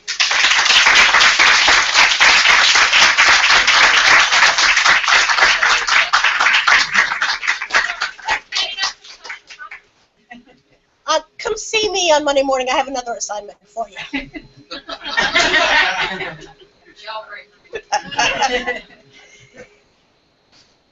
Alicia has been ably assisted by lots and lots of people in this organization. Some of them are sitting in the room, others are not. I want to ask you in Greenville to give a round of applause to the IEI folks who are there. You're not going to. Their screen doesn't work. Okay. They're gone. We trust them. Turn the lights off. They like enough already. I want to ask those of you in Asheville to give a shout out to the IEI staff who are there. Woo, Asheville! And then in Raleigh to all the rest of the IEI staff.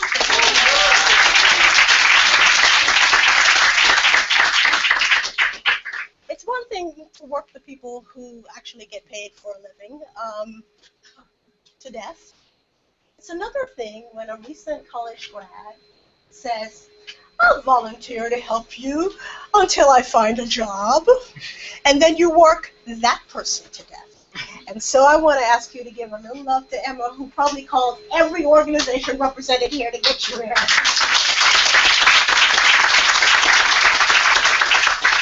All right, that's love for my peeps. Now I want to, can we get our prizes on screen?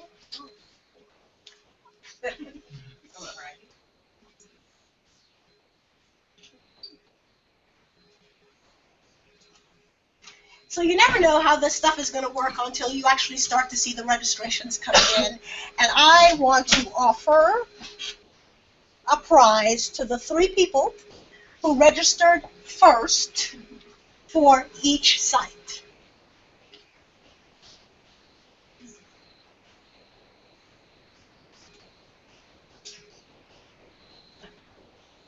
That's how you feel when you're waiting for the first registration to come in. Checking, checking.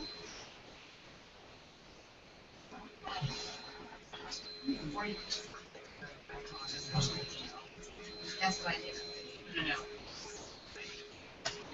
just give me the names. Raleigh.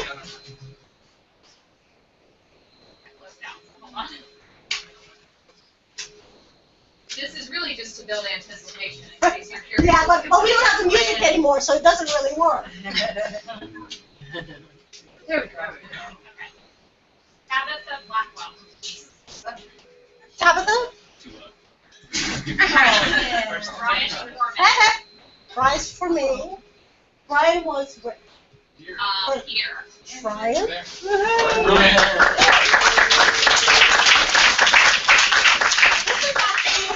A we owe you card because we're going to mail cash in. Michael McDiver? Michael here? What site? Oh, you're on the screen behind you. What site? Here. Here? Somebody say here? I think I saw him here before. Cash prize back into my kitty. Then I want to offer a cash prize in the form of a We Owe You to the organization that brought the most young people to the convening. Al Sullivan, 100 Black Men of America, Triangle East Chapter.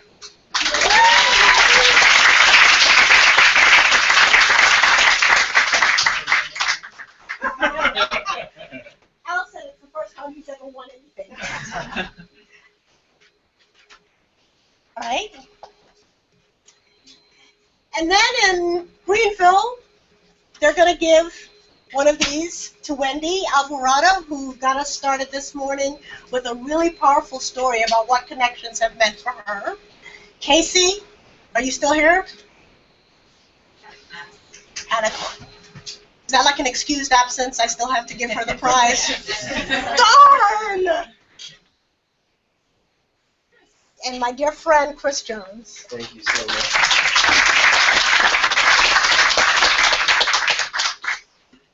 All right, keep going. I'm going to do the We Owe Yous to the panel here in Raleigh. Since Greenville and Asheville have their own panels going, I'm going to let the IEI staff who are there do those. So, Ben, still here? Mine. Colin?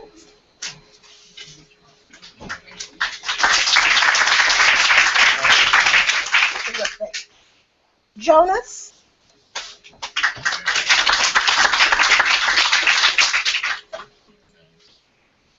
Hannah? You look nothing like Hannah. No, but she told me to accept on her behalf.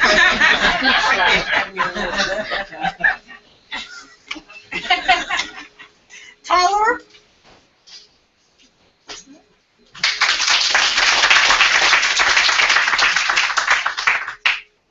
Terrific job. Thank you.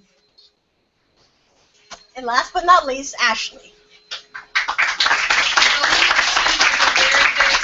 She's in the Commons, serving her Commons ambassador time. I guess I have to give her this then.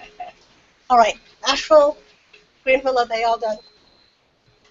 They should be. Should I at least put the names up so you can Yeah. see who they are? Here are the students who participated in Asheville, Over here. and these are all students who volunteered today just by being asked. Pretty cool. And then Greenville. Wait. All right, let's just talk really quickly about next steps.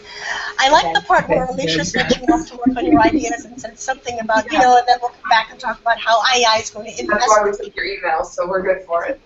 That was not on her script. What does that mean? The truth is we do want to invest in you. We want to think a little bit, and I've been very encouraged today by conversations with so many of you, including some of our private sector leaders in this room, who have said, this can't be a one-time convening where people just go back to doing what they do, and we don't have any way of capturing what's different, what's better as a result of the time that you spent with us. And so we want to offer two things to everybody, and then I want to talk about one thing that will be more targeted. To everybody, I think it's important for us to think about how we capture the delta of the game up, or up game, depending on which side of the Gen Z millennium generation you're on, for the work that you are doing. And we're going to spend a little bit of time thinking about a very easy platform where you can continue to do what you've been doing today. Sharing your best practices, sharing what's working, sharing how that's allowing you to bring greater scale to your work. Scale both in terms of the number of people served and the quality of the way that they are engaged. That's number one. Number two, if my private sector friends go away from this meeting with the level of enthusiasm they seem to have today, we're going to continue having the conversation about whether we can raise some investments to really launch a meaningful campaign around youth engagement in North Carolina. When our great friend from Circle is other places in the state talking about which states get it right, I want her to lift North Carolina up as a national model. But truth be told, what I really want more than anything else is for the next time she crunches the numbers for the North Carolina Civic Health Index, our youth engagement ranks high among all generations in North Carolina and high for youth all across the country. I think we can do that. Do you think we can do that? Yes. Yes. I'm just going to do a retake on that one because it was so poor and pathetic. Let's try it again. I think we can do that. Do you think we can do that? Yes. Asheville, Greenville, I can't hear you, but I hope you're screaming wildly there also. I'm confident about what we can accomplish. Let's try to do something together. Finally, we've asked you. I think it's important for us to take this conversation about the importance of what you all do to a broader audience. I'm excited that we've got Representative Meyer here in Raleigh, and we've got a senator in Asheville, and we've got local elected officials. This February, when leaders from our public sector and private sector and not-for-profit sector gather at the Emerging Issues Forum, and when they start thinking about all of the issues related to jobs in North Carolina in the future, how we create them, how we sustain them, how we support people who may not be able to get them as we go through the turbulence of the future of work. I want front and center for those leaders to be this question of how do we support the work that you do in your communities all across the state so that in turn you can be preparing the young people in those communities for what's life. It's one thing for us, as diverse a group as we are, to have this conversation. But today, we've been preaching to a broad choir of beliefs. In February, we need to bring new people to this conversation. We're going to pay a lot of attention to those ideas that are focused on this future of work. We are going to make I think we might just go ahead and close off then. But I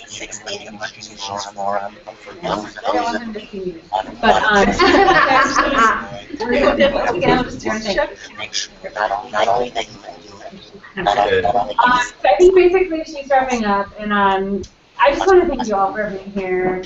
I want to thank you for being so committed to North Carolina. There we go.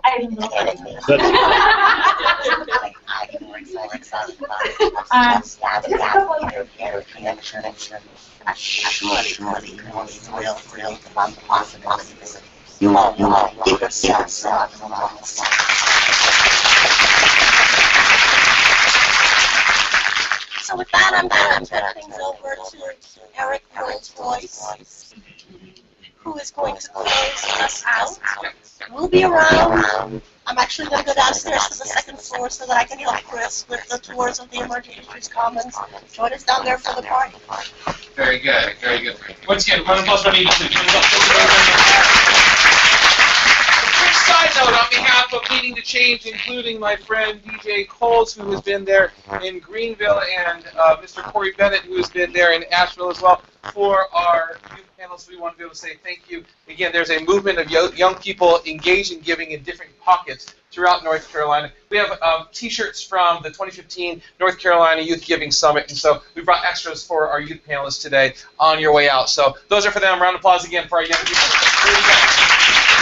The rock stars of the day as well too. Let's make sure we get a chance to be able to say hi to our friends in Asheville, and let's go to Greenville. Wave, wave, wave, wave, wave. What's going on? So thank you. Look at it's the end of the day.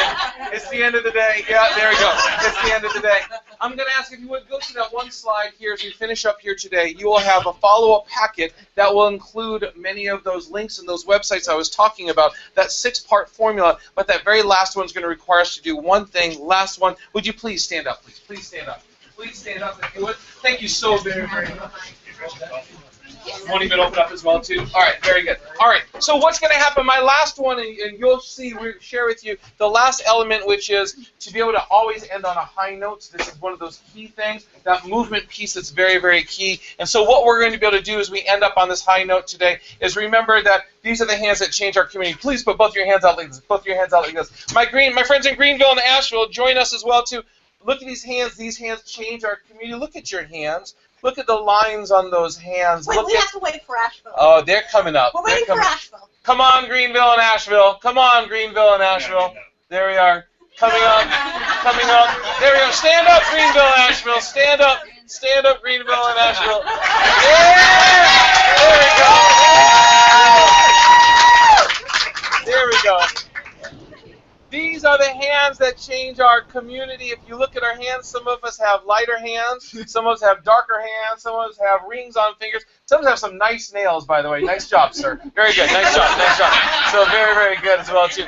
But what I want you to do is I want you to take a look at these hands, and these hands, of these two hands, they change our community. But with your right hand, make a pointer finger like this. Asheville, Greenville, with your right hand, make a pointer finger. Make a pointer finger. And for my friends in Raleigh and everywhere else, this is your passion. Say passion. Passion. This is your passion. Say passion. Passion. This is our passion. Greenville and Asheville, this is our passion. But quite often, this is your passion, and I don't want you to let anyone ever take away your passion. Look at this passion, and by the way, you look fantastic. Look at me, nice smiles, very good. Nice job, nice job. Hold that passion up, hold that passion up, hold that passion up, very good. Nice job, nice job, nice job, nice job. Oh, that's good, very good, good. All right, now here we go. So passion, with your left hand, put your left hand out and say purpose. Say purpose. Greenville and Asheville, your left hand is out, it says purpose. Right hand up is passion. This is your passion and your purpose. We have come here today, your passion of young people, purpose, do something with this information here today. What's going to happen? You're around people who will hold on to that. With your left hand, would you please put it to your left like this, please? Right hand, put it up in the air, please, and put it to the person's palm on your right-hand side. Person's palm on your right-hand side, other right hand. Very good. You can join if you need to. You can join if you need to. Person's palm on your right-hand side. This is passion and purpose. Greenville and Asheville. Greenville and Asheville. Very good. Now, what's going to happen right now? We are connected across North Carolina. Very good. I like it. Very good. Nice job. Greenville and Asheville. Now, what's going to happen when I say 1, 2, 3, go? Your job. Don't let anyone ever take away your passion. But when I say 1, 2, 3, go, with your purpose, I want you to grab that person's finger. Like it was the last finger you could ever grab. You're going to grab that person's finger like it's the last finger you ever grab. At the same time, with your right hand, pull it up and don't let them grab it. At the same time, pull it up and don't let them grab it. With your left hand, grab that person's finger, right hand. Your right hand, remember, I say the word Geo. Get ready, and 1, 2, 3. Wait.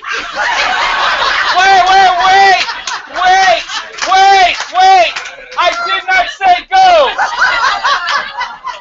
Timing is everything. Leave today. We only have one shot. Let's get ready. I'll give you a second chance. With your left hand out, left hand, right hand, right hand. Your job, say passion. Passion. Say purpose. Purpose. Karen Pittman says this. Problem-free is not fully prepared. Fully prepared is not fully engaged. Problem-free is not fully prepared. Fully prepared is not fully engaged. When we're going to engage, it requires passion and purpose. It's not feel good. It takes hard work. With your left hand, grab that person's hand. With your right hand, pull it. Do not let them grab it. Competitive stance. Competitive stance. Get ready. Get ready. I have to say the word Geo. 1. Get ready. Get ready. 2. Get ready. Get ready. 3.